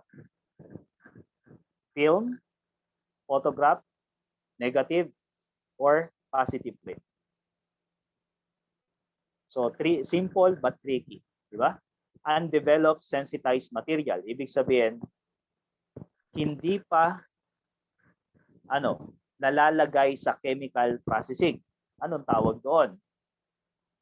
Yes, the answer is letter A, film. Kasi kapag yung film, nag-undergo na siya ng chemical processing, ano nang tawag sa kanya? The end result is called negative. Okay? Lalo naman yung photograph. Kasi yung photograph, tapos na siya ng lahat ng chemical processing. So, hindi siya yung sagot definitely. So, the answer is letter A, 154 film. Okay, class? So, just like what we have agreed upon, it's already 3 o'clock. And siguro, magkaroon muna tayo ng short break for 15 minutes for catching our breath and a little stretching. Okay? So, I will return after 15 minutes. Let's have our short break.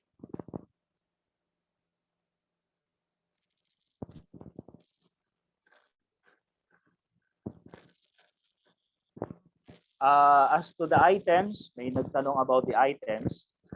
The totality of the items of our review or final coaching is around 405.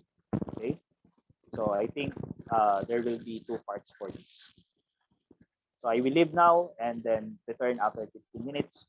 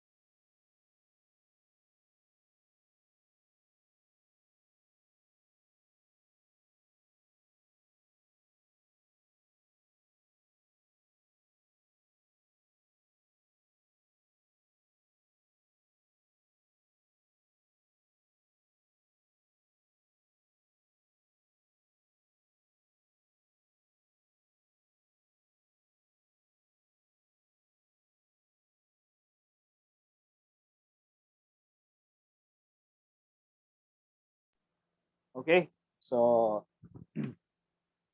let us now continue our lecture or review in police photography. So we are now on 155. So 155, in order to remove the chemicals brought about by fixation process on the film, it should be subjected to okay. So acetic acid washing, running water, stop bath, or hypo bath. So alam nyo naman na nag-undergo ng 3 stages of chemical development yung film. So, and the last stage is fixation. So, para ma-remove yung mga chemicals na yan, what should be done? Okay? So, by acetic acid washing, running water, stop bath, or hypo bath. The answer is simply yes, by washing it using a running water. Okay? So, the answer for 155 is letter B or Bravo. Okay, so speaking of chemical processing, let me give you the chemical compositions. Okay, so of developer and fixer. So yung fixer at saka developer, yan yung dalawang main chemicals component ng chemical processing. So mag-umpisa muna tayo sa developer.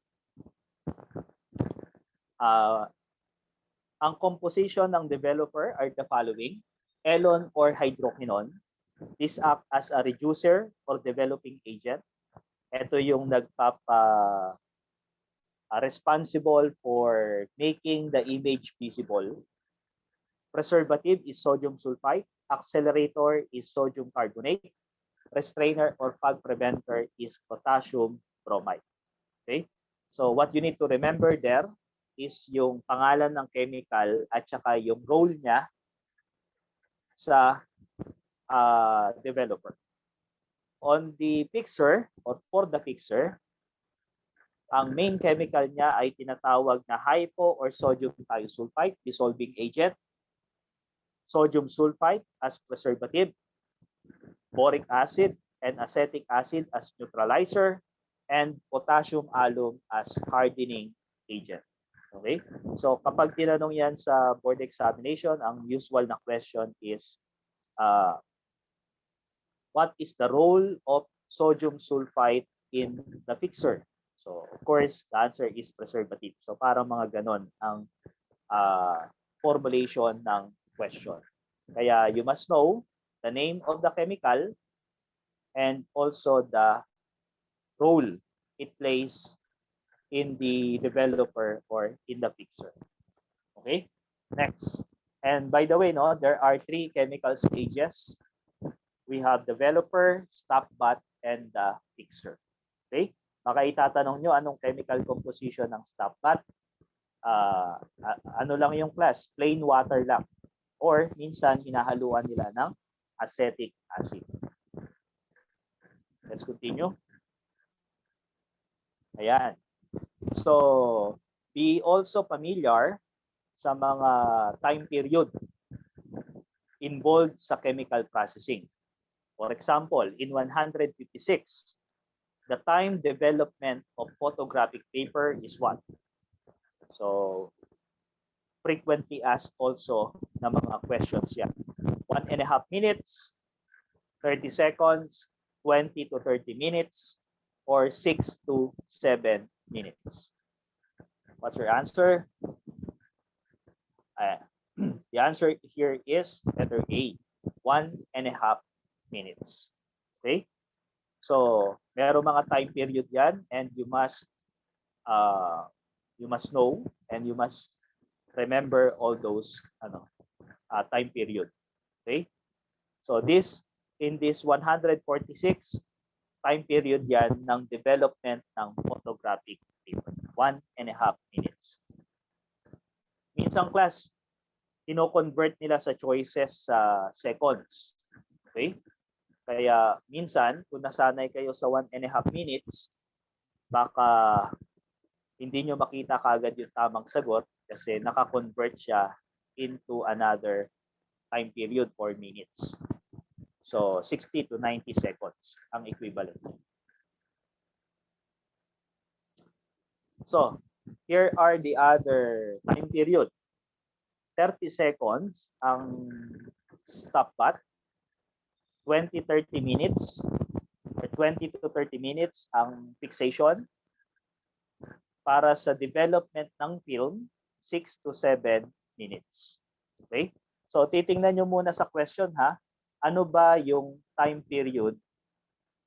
Ano ba yung dinidevelop? Is it photo paper or film? Pag film, 6 to 7 minutes.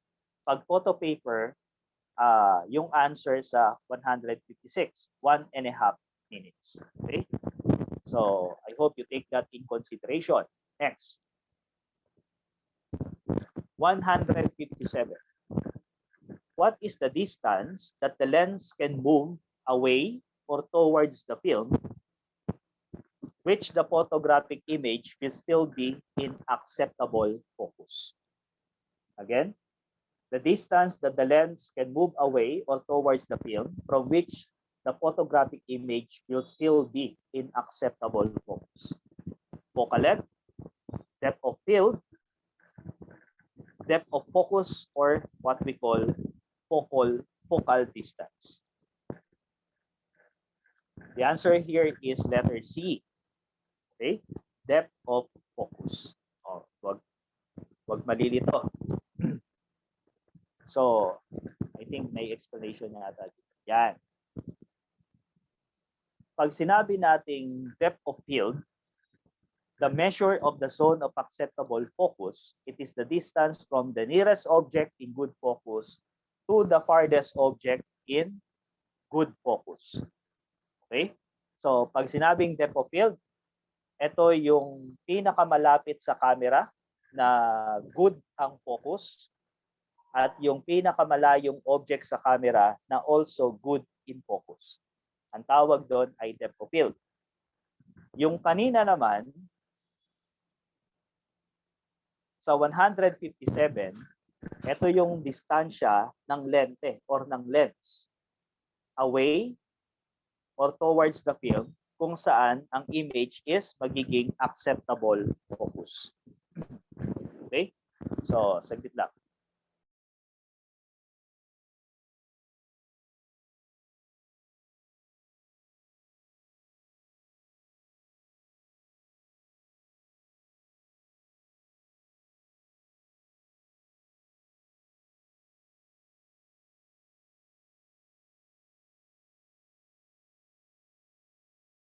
So, to explain the difference, siguro, I think we need to, kailangan natin gamitin yung illustrations natin or board. So, pag sinabing depth of focus class, if this is the camera or the lens of the camera,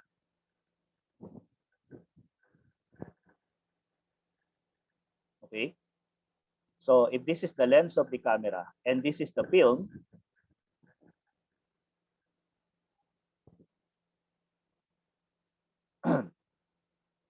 kung gaano kalayo pwede pong i-move yung lens forward and backward. Okay? Na yung image ay magiging good focus. Ang tawag natin dito, class, ay depth of focus.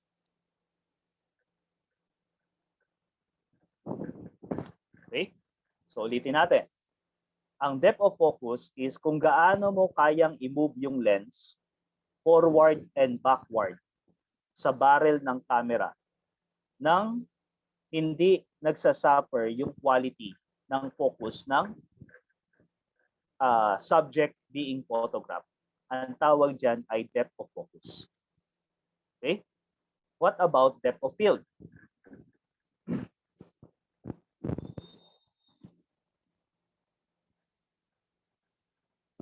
So, pagdating naman sa depth of field,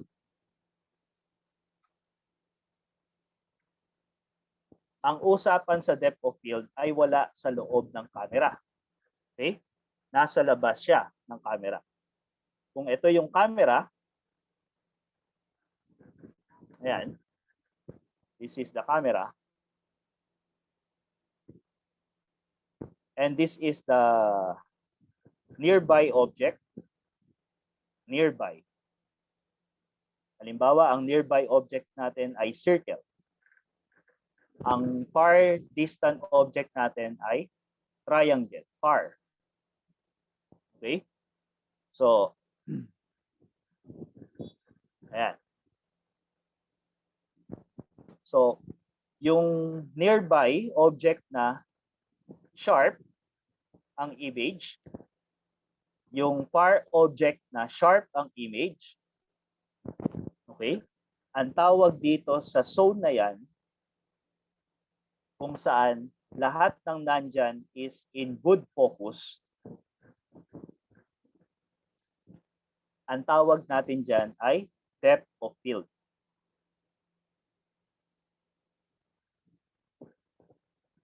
Okay? So, ano ang main difference therefore between depth of focus and depth of field? Kapag ang tinatanong, katulad nung nasa 157, ang tinatanong is movement of the lens at yung image will still be in acceptable focus. Ang sagot ay depth of focus. Pero kapag ang question is the acceptable focus of nearby object and far object in the of the things to be photographed, ang sagot naman dyan ay depth of field. Okay? So, please don't be confused. Basta, always remember class that the depth of field happen outside of the camera and the depth of focus has something to do with the movement of the lens where the image will appear acceptable. Okay? Next, ito yung maraming sumagot. Focal length. Ano ba yung focal length? Focal length is the distance measured from the optical center of the lens to the film when the film is set at infinity position. Okay?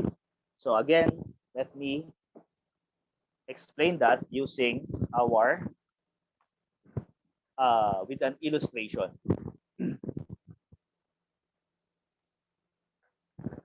So, ano ba yung tinatawag nating focal length based on the definition? So, yung focal length.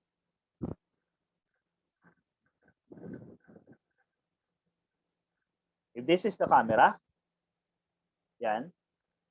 And in this part, makikita natin yung film. At andito yung lens. Okay? Kapag ang lens ay nakaset sa infinity position, ibig sabihin nun, yung lens sagad na siya. Okay? At yung distance, take note, yung distance between the lens and the film, itong distance na to is called focal length. Okay? So, kaya ang definition natin ng focal length is simple. It is the distance between the lens and the film, between the lens and the film, when the lens is set at infinity position. Okay? Yon ang tinatawag na focal length. So, ano naman ang focal distance? Focal distance is different from focal length. If you will read the definition on the screen, ang meaning ng focal distance ay almost the same with focal length. Kaya lang, wala yung word na infinity. Ibig sabihin, kapag ang lens ay nasa or wala sa infinity position, okay, hindi siya sagad doon sa pinakadulo, ang tawag lang sa distansya mula sa film hanggang sa lens ay focal distance lang. Okay? So, ang tawag lang ay focal distance. So, bakit hindi siya tinawag na focal length? Ang focal length kasi, kailangan yung lens nasa infinity position kung saan yung nasa pinakasagad or pinakadulo siya malapit sa film. Okay? Pero kung hindi siya sagad doon sa film, ang tawag lang diyan ay focal distance. Okay?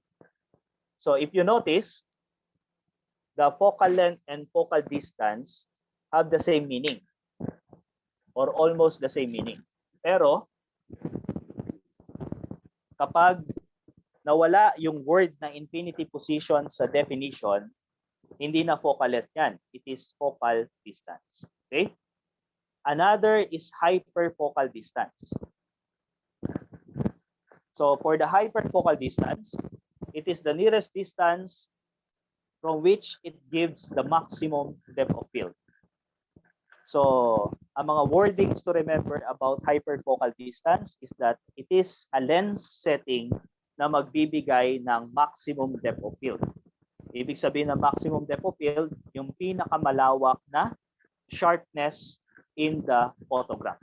Okay? It is called hyperfocal distance. Next. Number 58. It refers to a reduced photograph.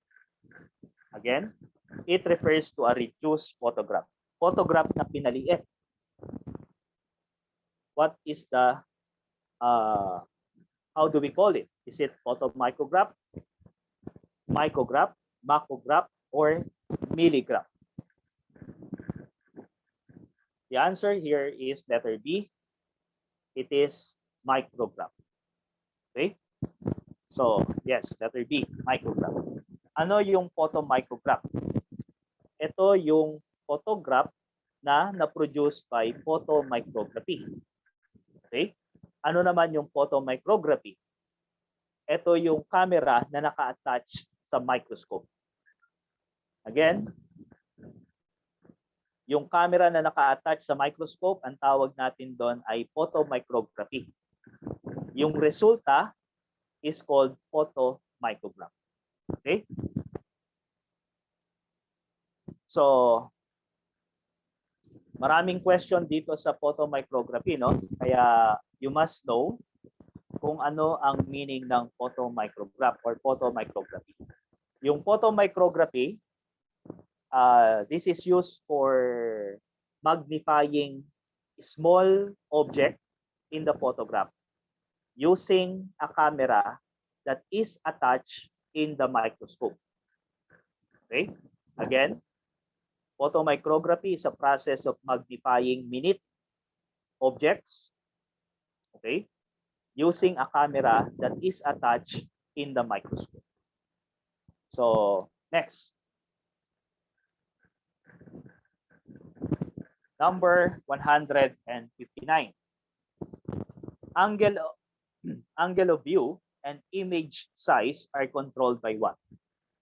So pag sinabi nating angle of view, gaano kalawak ang mapo-photograph at size means gaano kalaki ang image na mapoproduce sa photograph. Ano sa mga choices ang nagko-control nun? Is it letter A, the lens aperture? Letter B, the focal length? Letter C, the shutter speed? Or letter D, both A and C are correct. Okay?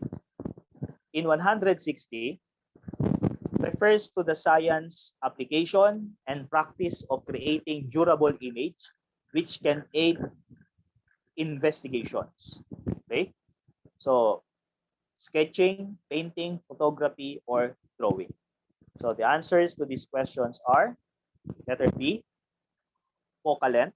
So, take note class, ang focal length ng lens ang nagbibigay or nagdidikta kung gaano kalawak ang maka-captured in the photograph at gaano kalaki ang mga sizes ng image in the photograph. So it is called focal length. Next, in 160, the one that is being described there is photography. Okay? So, speaking of important events in photography, let me share some historical facts. We have Alphonse Bertillon. Alam ko kilala nyo si Alphonse Bertillon in dactyloscopy, but also in photography. He's the one that introduced mugshot. Okay? And also crime scene photography and techniques in contact photography. Alphonse Bertillon is the first who used photography for identification purpose. And we also have here some important dates or years. 1943, the civil litigation of Green versus City and County of Denver, Colorado, ginamit ang colored photograph. And in 1960, the State versus Conte, showing the graphic wound of victim, also in colored photograph. And in 1859, the daguerreotype, yung unang klase ng version ng camera, was used in civil case. Lueo versus US to decide on the authenticity of photographs in comparing signatures. Okay? So ito yung mga early application of photography to police functions or investigation. So, about personalities, si Joseph Nicephore Nips, lumabas to last December. He was the first to produce photographic image. Siya yung una nakapag-produce ng photograph. And ang tawag niya sa photographic process niya ay heliograph or sun drawing. On the other hand, we have Luis Jacques de Daguerre. He is the maker or producer of the daguerreotype. Okay? So, yung daguerreotype ang unang working na camera that is produced and made available in the market. So, John Herschel or F.W. Herschel, ang laging tinatanong dito about his contribution is he is the one who coined the word photography. Okay? So, siya ang gumamit or nag-use ng word na photography. And he is also the one that discover hypo or sodium thiosulfite. If you can still remember, ito yung main chemical ng picture. Okay? So, William Henry Fox Talbot produced the calotype. So, yung calotype niya is the one that introduced negative and positive system in photography. Next is Abel Nips de Saint Victor. Use albumen to hold light-sensitive compounds on glass plates. Okay? So yung albumen, ayan yung egg yolk. Okay? Nakukuha yan sa itlog at yun ang ginamit niyang pandikit ng mga sensitive materials sa glass plates. Frederick Scott Archer introduced the wet collodion process. Kung kay Frederick Scott Archer is wet collodion process, si Richard Leach Maddox naman introduced the dry plate negatives. Okay? James Clerk Maxwell, he researched on the colors of light, yung mga colors of light that we just discussed earlier. Okay? And also produced the first colored photograph. And US Eastman Kodak, si George Eastman, is the founder of the Kodak Company, one of the well-known producer or manufacturer of camera. Edwin Land introduced the one-step photography or what we call Polaroid. Okay, so please remember that. Tinatanong din yan in the licensure examination. So, nauuso ulit yung camera na ganyan, yung Polaroid. Yung kapag right after you photograph, meron nang lalabas or mapoproduce yung camera na photograph or photographic image. J.M. Petzal, first lens for photographic use. Okay. Victor Baltasar, this work deals with the comparison of bullets and cartridges that is used in the field of ballistics. Ito rin, lumabas na rin to. Dr. R.A. Reyes introduced world's earliest crime laboratory. Thomas Sutton patented the first single lens reflex camera. And Odell Birch advocated the use of photography for the identification of criminals and documentation of evidence. Okay, so let's move on 161 to 162. What is the basic consideration when using a flash unit?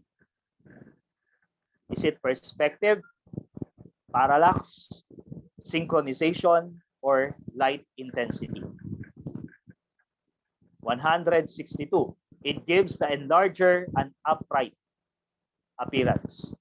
Okay, so I hope you still remember yung equipment na ginagamit nyo sa darkroom, yung enlarger. So may mga parts yon, at ano daw yung parts na nagbibigay sa kanya ng upright appearance? Elevating knob, bellows, vertical column, or focusing knob?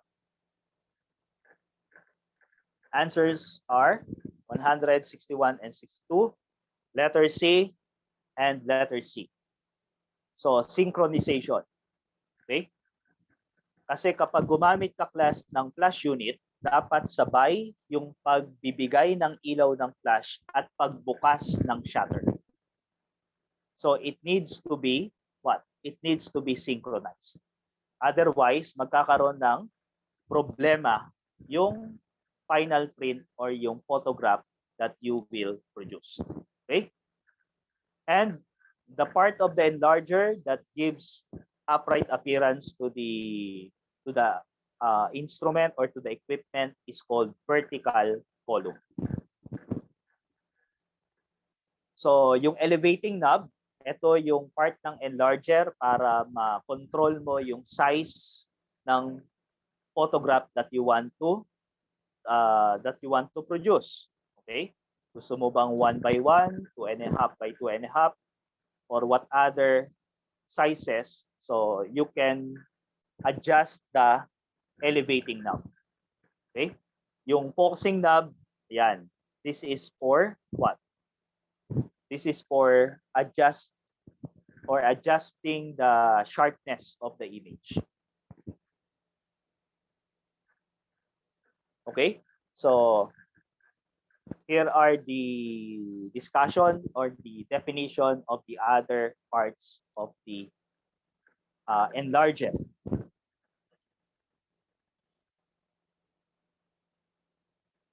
Okay, 163 is a board exam question.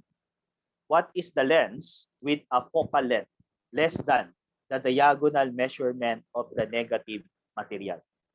Okay? So I hope that someone can know, or someone knows the correct answer. Of course, meron naman. The answer is letter A. It is called wide angle lens. Okay? So pag normal lens, I don't know kung may wala. Pag normal lens, ang definition niyan is that a lens with a focal length, okay, approximately equal or more than the diagonal measurement of the negative material.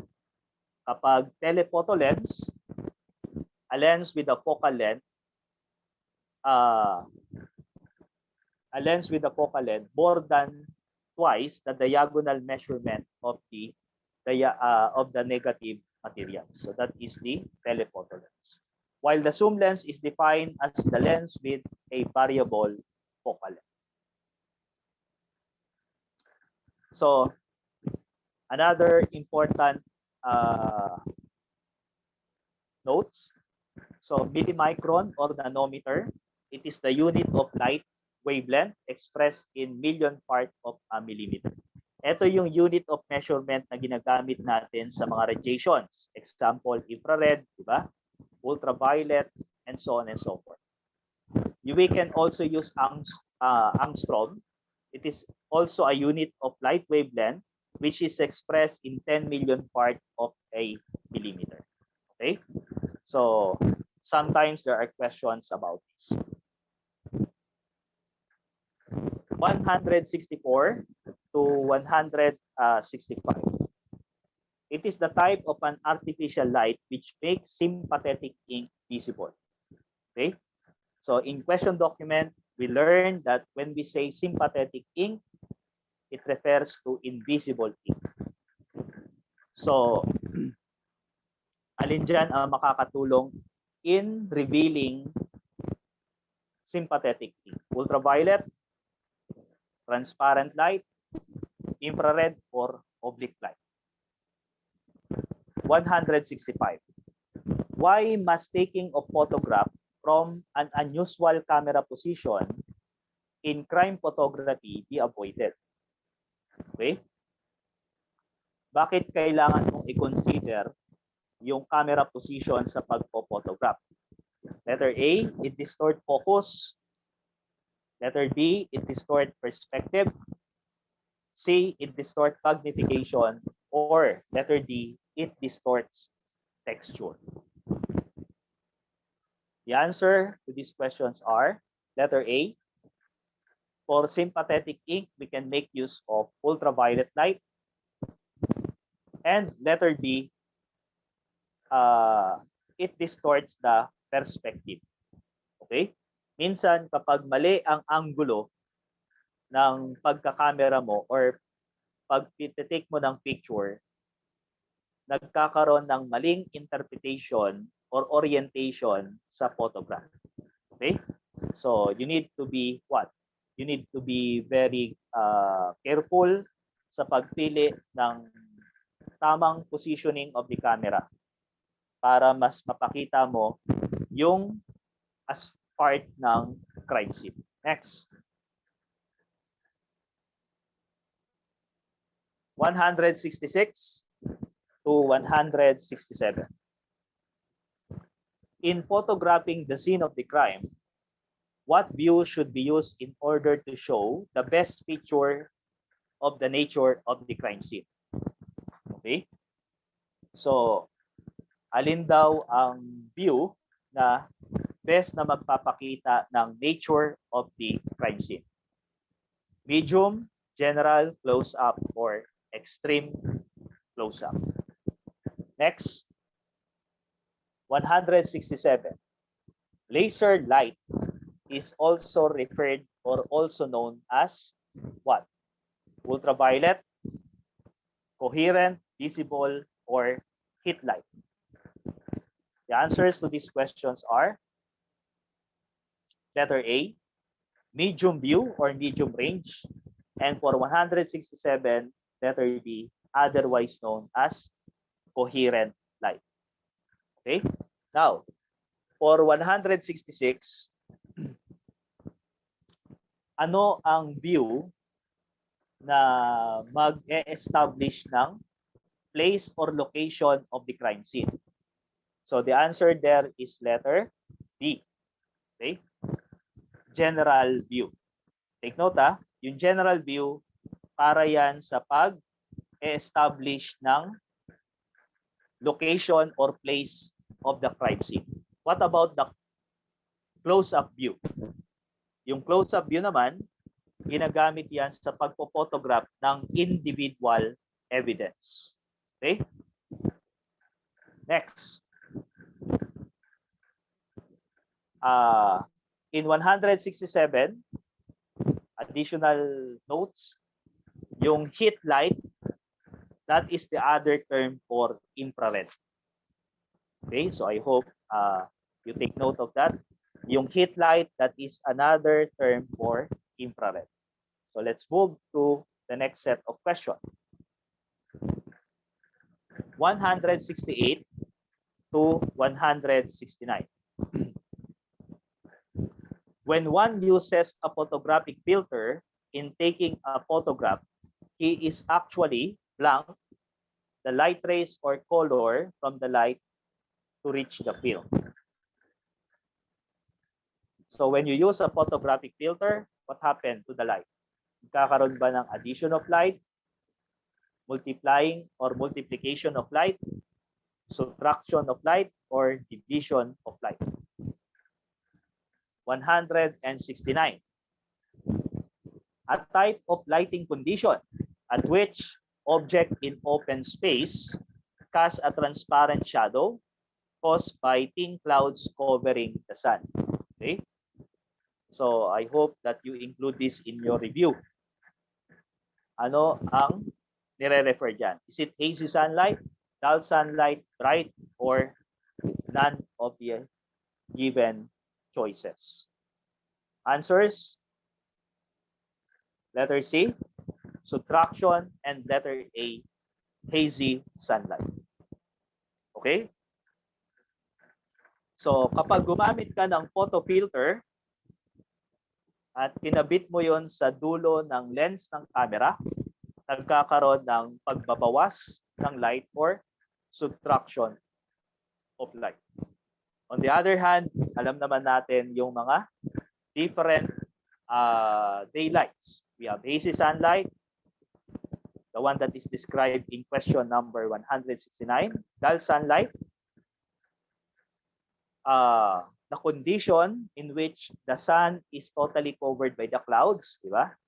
At wala kang napoproduce na shadow. And bright sunlight,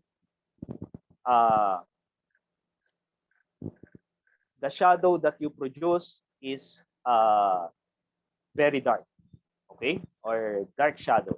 Ayon ang indication that you are under bright sunlight. 170 and 171. So what photo paper, according to chemical content, is best suited for police photography? Okay? So these are common questions. Chloride paper, bromide paper, chlorobromide, or iodide. 171. A lens defect which enables the lens to focus both horizontal and vertical lines in a plane at the same time. Okay? So ano raw yung lens defect class na hindi makapag-focus ng lines crossing each other? Coma, astigmatism, chlorobromide, or potassium bromide. The answers here are both letter B. Bromide paper is the one best for police photography, and astigmatism, just like what I discussed to you earlier.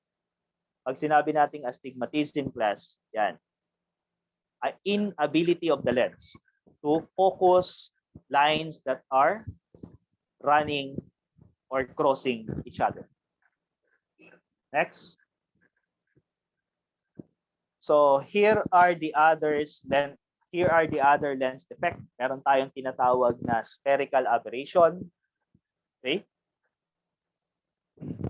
Kung saan hindi niya ma-focus lahat ng light to the field.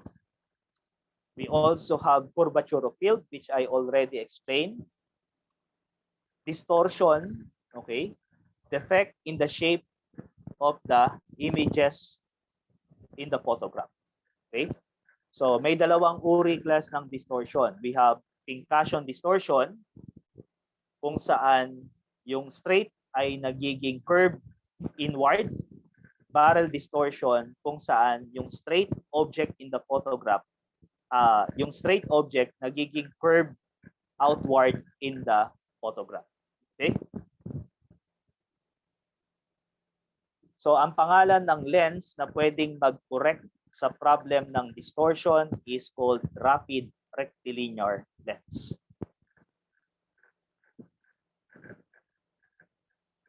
So in addition, sa notes nyo in photography, merong mga number ang photo paper. Okay? So, yung number 2 is used for normal exposed film. Number 1 is used for overexposed film. 0 is used for extremely overexposed. And 3, 4, and 5 is for underexposed. Okay? So number 2 is also the one ideal for police photography. Next.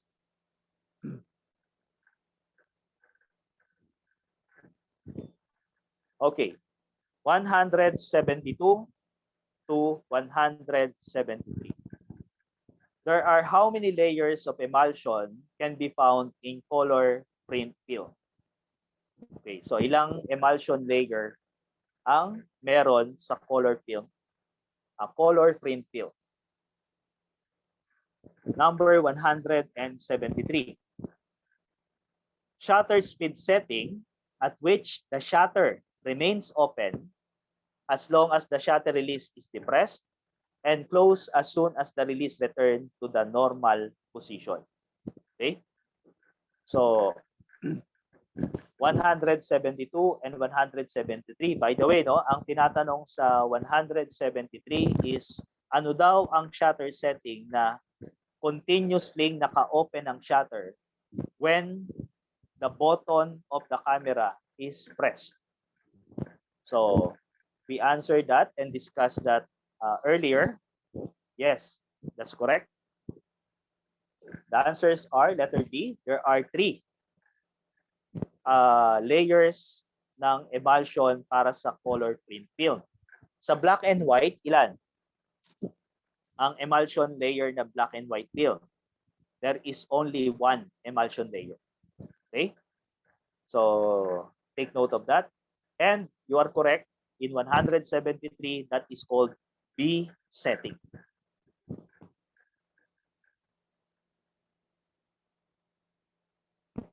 Okay? So yung layer of film ng color film, ang correct order niyan ay blue, green, and red layers. So that is the correct arrangement ng mga layers of color film. So pag negative color film, ang suffix na ginagamit ay color. Okay? Halimbawa, ang prefix na ginagamit ay color. Halimbawa, Kodak color, Fuji color. Yan. Ang ibig sabihin niya, negative color film.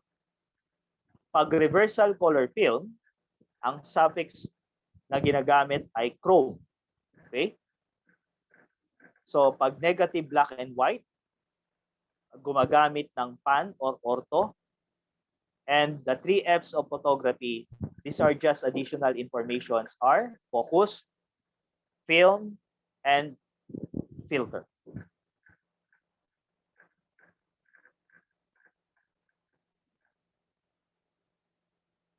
Okay, 174 to 175. When photographing a crime scene with very narrow space, so maliit lang yung lugar kung saan makipot yung lugar kung saan ipo-photograph. What lens that should be used? So we have magnifying lens, wide angle, normal, or telephoto lens. 175. Before the introduction of the lens, it is the one responsible for image formation among the early version of the camera obscura. Okay?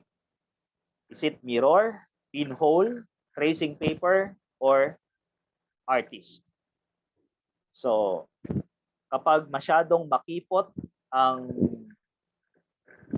place to be photographed, marami naman nakakuha ng correct answer. The lens to be used is wide-angle lens, and ang unang version ng ginagamit ng camera obscura is what we call pinhole. Letter B. So the answers are both letter D. Next, 176 to 177. Which of the following focal length will provide more depth of field in the photograph? Yan.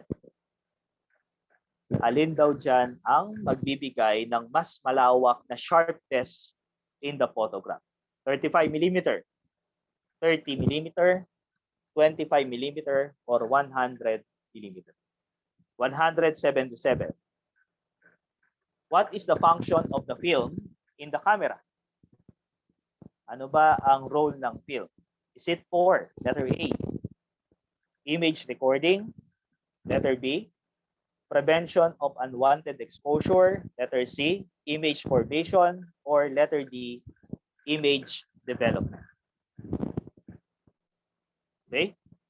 So, what are the answers to these questions? 176 and 177 are letter C and letter A. So, remember the rule sa depth of field. The lower the focal length of the lens, the more depth of field in the photograph. Let me repeat the rule. For 176, the lower the focal length of the lens, the more the depth of field in the photograph. Kaya sa choices natin, ang pinakamababa dyan is in the letter C, 25 mm. So therefore, that is the one that can give more depth of field in the photograph. 177. Ang function ng film is for image recording. Correct. Why? Because this is where the image are stored. This is where the image is recorded. Okay? So, what about image formation? Anong part ng camera ang responsible for image formation? Definitely, that is the lens of the camera. Okay? So, the lens of the camera is responsible for what? Image formation. Next. So, the answers C and A. 178 to 179. It is a device used in measuring the intensity of light as basis for the correct setting for the allowance of photographic rays. Okay? So, ano daw ang device na pwedeng makameasure ng brightness of light or intensity of light? Is it rangefinder? Letter B, synchronizer. Letter C, exposure meter. Or letter D, flash units. 179. The first photograph was produced by Joseph Nicephore Niepce through the process he named as what? Calotype, daguerreotype, heliograph, or wet collodion. Okay? So, answer to these questions are letter C, the device is called exposure meter. And letter D, it is called heliograph. Okay? So, if you still remember, yung discussion natin kanina, yung calotype, ang nag-introduce niyan is si William Henry Fox Talbot. Daguerreotype is si Daguerre, while wet collodion was introduced by Frederick Scott Archer. Next set of questions, 180 and 181. In the coincident image type of focusing, when the image is out of focus, it appears blank or what? Blurred, letter B, sharp, letter C, cut into half, or letter D, doubled image. Okay? 181. A color that reflects all the colors of light. Again, a color that reflects all the colors of light. What color is that? White, blue, black, or gray? So 180 and 181, the answers are Letter D, double image. Okay? So, kapag yung focusing ay coincident image type, kapag out of focus, ang itsura sa viewfinder ng image ay doble or meron siyang shadow image. Okay? So, ang tawag doon ay double image or coincident focusing. Kapag ano naman, split image, the image is cut into half. Okay? Yun yung type of focusing na nakikita sa letter C. Ang tawag dyan ay split image, cut into half. And a color that reflects all colors is white.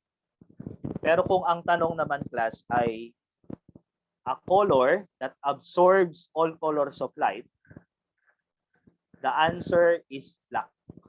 Okay? So, di ba? Kapag nakadamit kayo na kulay black, tapos mainit, okay, mas nagiging mainit at ang pakiramdam nyo kasi yung damit nyo mas nag-absorb ng light. So, kaya the best na gamitin na damit for you to feel comfortable is white kapag mainit kasi nire-reflect niya at binabawasan niya yung init in your body. Next.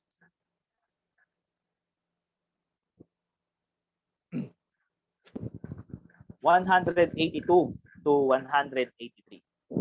Which of the following is not a factor that affects the intensity or brightness of light? So, take note, not a factor that affects the intensity or brightness of light. Power source, temperature, medium from which the light passes through, or distance that the light travels. 183. A curtain with slats values with located immediately in front of the film, in which the movement of the slat across the film provide exposure when the release button is pressed. Okay? So anong klaseng shutter ang dinidescribe in 183? Is it before the lens shutter, central plane shutter, focal plane shutter, or after the lens shutter? Okay?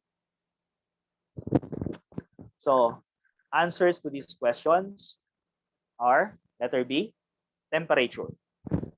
So, walang kinalaman yung temperature, whether bright or not yung light. Okay, the power source, medium from which the light passes through, and distance that the light travels, all are the factors para maapektuhan yung liwanag ng light. Okay? So sa 183, yung shutter na makikita mo in front of the lens na nag-open either vertically or horizontally, that is called focal plane shutter. Okay? What about before the lens shutter, central plane shutter? Pareho lang yung class. Ayan ang lens na makikita inside the lens barrel. Okay? Next. 184 to 185. The chemical used in the development that accelerates the developing solution. Okay? So, kanina sabi ko sa inyo, you remember the different chemicals and also the role. So, ano raw ang nagpa-function na accelerator? Sodium carbonate, elon or hydroquinone, sodium sulfite, or potassium bromide. 185. In police photography, all perishable articles or object that can be used as evidence can be what? Ano ba yung perishable? Yung nawawala. Okay? So with the use of photography, this perishable evidence can be what? Letter A, preserved. Letter B, substituted. Letter C, identified. Or letter D, stored. So 184, 185, the answers are both letter A. Okay? So, it is sodium carbonate that accelerates the developing solution. And letter A, with the use of photograph or with the use of photography, pwede nating ma-preserve yung mga evidence na eventually mag-fade or pwede nang mawala. Okay? So, that's the use and advantage of photography.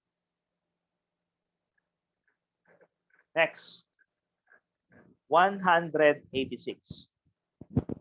Blackout photography is called what? Infrared, microphotography, macrophotography, or ultraviolet photography. So the answer is letter A. It is called infrared photography. So take note yung iba't iba pang tawag sa infrared. Infrared is also known as heat light. And yung blackout photography is also called infrared. Ultraviolet photography, this is sometimes called as black light. Okay? Again, yung ultraviolet photography is called, or ultraviolet is called black light. 187. The two lens or lenses that are usually used in crime scene photography. Ano daw yung dalawang lens na ginagamit for crime scene photography? Letter A, wide angle and telephoto lens. Letter B, zoom lens and telephoto lens.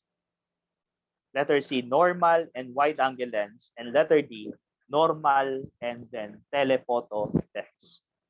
Okay?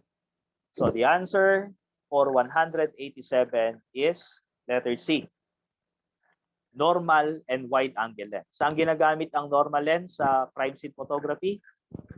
To show the nature of the crime scene. While the wide angle lens is used for establishing the place or the location of the crime scene.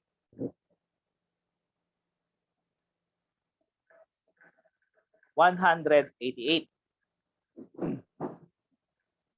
A type of filter used to reduce or eliminate reflection on highly reflective surface. Paboritong tanong din yan sa licensure exam. Okay? Kapag yung ipophotograph mo ay masyadong nagre-reflect ng light. Okay? Ano ang type of filter? Masyadong makintab. Anong type of filter that you can use to solve the problem? Letter A, polarizing filter. Letter B, haze filter. Letter C, contrast filter. Letter D, color correction filter. Okay? The answer to that is letter A. It is called polarizing filter. Basta ang question is tungkol sa filter at ang problem is about reflection, the solution or the answer is polarizing filter. Okay. 189 to 190.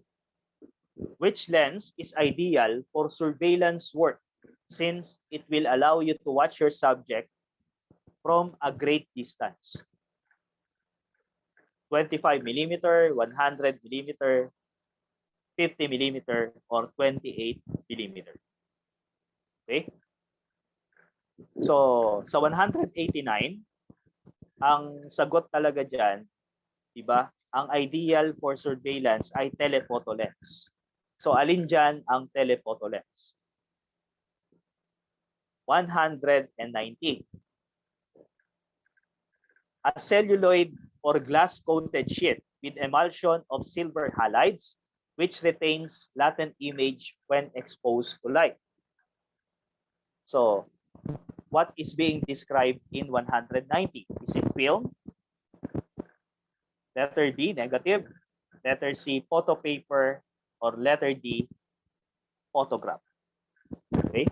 So alin daw dyan ang merong silver halides sa kanyang emulsion?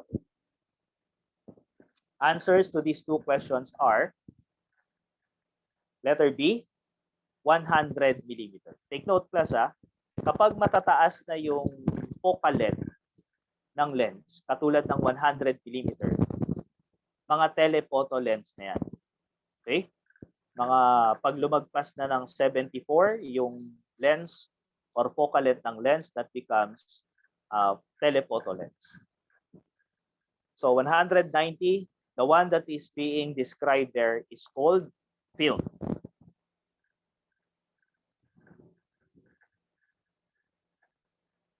Okay, so 191 to 192. The part of the camera design for image composition. Ano daw ang part ng camera na ginagamit for image composition? Letter A, the lens. Letter B, film. Letter C, viewing system. Or letter D, shutter. Okay? Next.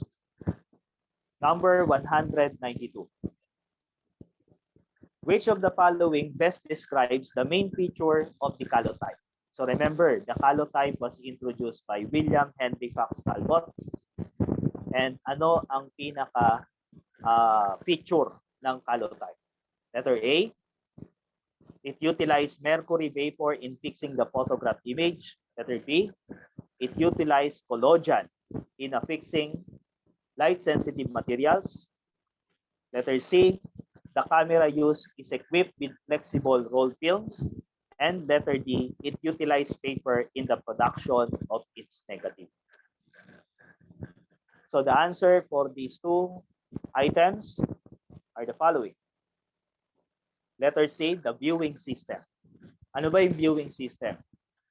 Sometimes we call it as viewfinder. Dito ka sumisilip sa camera when you want to compose and photograph an object. Okay? So in 192, yung calotype ang unang camera process na nagpo-produce ng tinatawag nating negatives. Okay? So please remember that. Next. 193. Okay?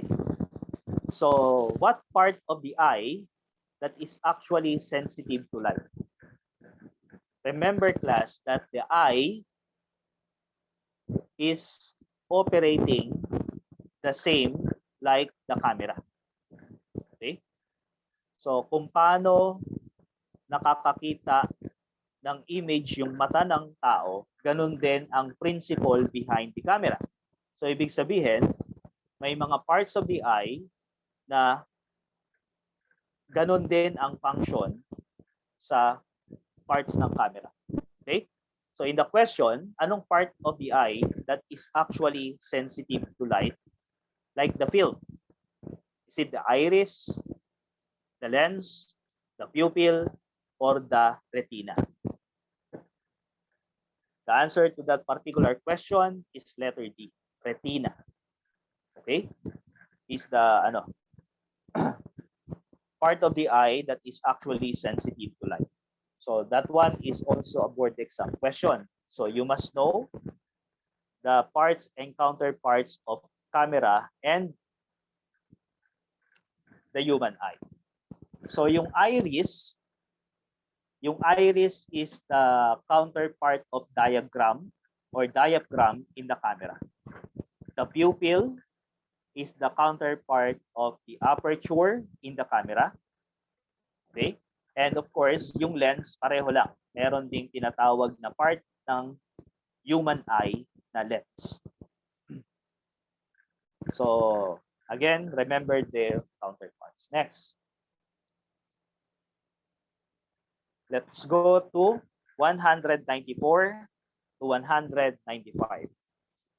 What is the first use of photography for police investigative work? Okay? Ano daw ang unang gamit ng photography for police investigative work? Next, the inability of the camera to record completely the photographic scene from the viewfinder is caused by lens defect, image distortion, parallax error, or error in. Okay? So 194, what is the first use of photography for police investigative work? The answers to these questions are A, ang unang use is for identification. And letter C, that is called parallax error. Okay?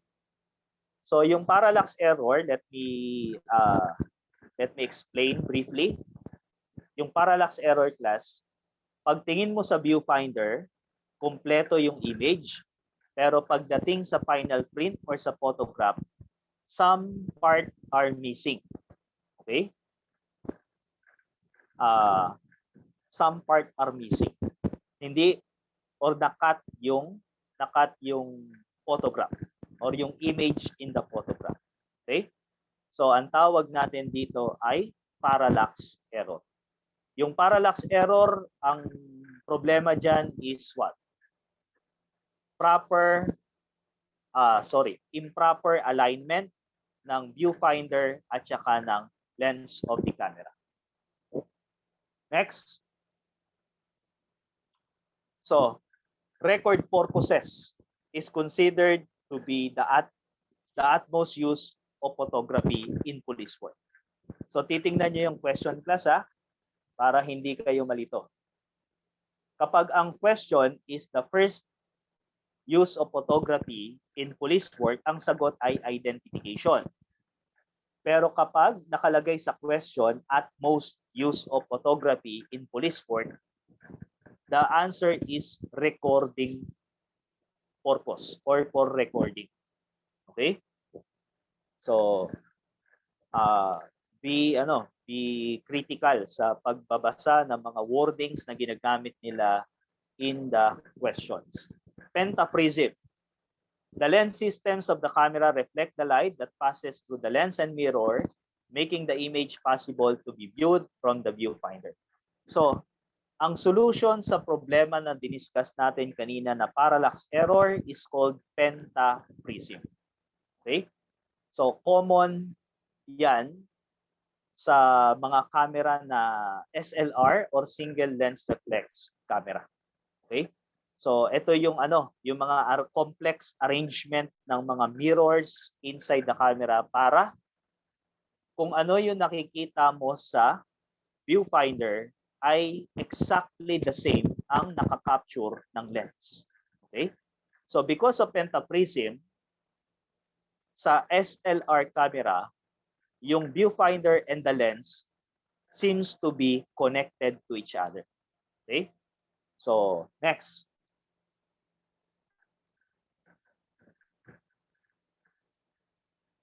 (196) is a board exam question. What lens shall be used to effectively photograph a room where a murder took place? Okay? So, ano daw lens? Kapag gusto mong i-photograph ang room, wide angle, macro, telephoto, or photo micro. The answer to this is letter A, wide angle lens. Okay? So, alam nyo naman kung ano yung epekto ng wide angle lens class, di ba? Yung wide angle lens, mas malawak ang makakapture at marirecord ng camera. And for that purpose, okay, mas maraming features ng room ang pwede mong ma-record. Kaya wide angle. Next. 197 to 198. A complementary colors of light that is a mixture or a combination of green and red colors. Okay? So yung mga simpleng tanong na yan, I hope you can be able to answer that. When green and red color is combined, what will be produced? Green, cyan, magenta, or yellow. Okay? So try to remember the color combinations that you learned. 198. Which of the following has the finest grains? Okay? Pag sinabing finest grain, yung pinakapino na silver halides. Asa 100, 200, 400, or any of the above. Okay? So remember class, ang rule natin dito sa 198, mas pino or mas finest kapag mas mababa ang asa rating. Okay? So I think with that, you know already the correct answer for 198. So the answers are letter D, yellow will be produced. Okay? And letter A, asa 100. Next. 199 to 200. Ito palang 199 to 200 is already questions on personal identification. Okay, so we just ended the third subjects under criminalistics, which is forensic photography. Okay, so yung personal identification class, this will be discussed on the next meeting. However, sige, sagutan na rin natin yung first two questions in the personal identification. So, andito na rin naman. 199. The one who introduced the first system of classification of fingerprint. William Herschel, Herman Wecker, J.C. Mayer, or Johannes Furkenheim. And 200, what is the study of the soles of the feet? Podoscopy, gyroscopy, poroscopy, or dactyloscopy. Okay, so the answers to these questions are, yan, letter D, si Johannes Furkenheim. Nag-introduce siya ng 9 types ng fingerprint initially, pero ngayon we only have 8 fingerprint patterns. Okay, sa kanya 9 fingerprint patterns. And the study of the soles of the feet is called podoscopy. So, poroscopy is the term applied to a specialized study of sweat glands on papillary ridges or skin as a means of identification. So, ginagamit mo yung mga arrangement ng pores for identification. And that's called poroscopy. Gyroscopy, study of the palm. Dactyloscopy refers to the practical application of fingerprint. Okay? So the one that we use in fingerprint, like like classification and identification. Okay? Dactylography, the scientific study of fingerprint as a means of identification. Okay? And scarification, a means of identification in the past. Ito yung dating pamamaraan ng pag-identify ng tao. Kasi hindi pa nila alam gamitin yung fingerprint. So ang ginagawa nilang pag-identify is bibigyan kanila ng scar. At yung scar na yon ang magiging means of identifying a person. So ang tawag sa proseso na yon, class, hihiwaan kanila sa part ng yung body ng isang shape or a certain scar, at yon ang magiging identity mo. Okay? Noong hindi pa na di-discover or hindi pa ginagamit yung fingerprint. Ang tawag natin dyan ay scarification. So this was done by cutting on various parts of the body, leaving scars, forming an elaborate design. Okay? So we will continue our final coaching in criminalistics on the second meeting, and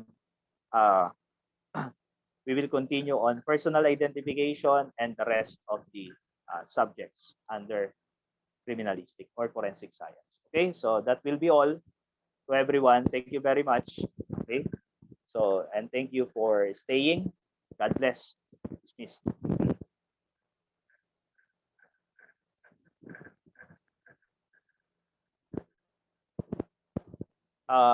About the question, kung kailan daw, siguro that will be ano sa inyo, that will be coordinated na lang by Sir Noli. Okay? So, Sir Noli, thank you very much for inviting me. Thank you, everyone.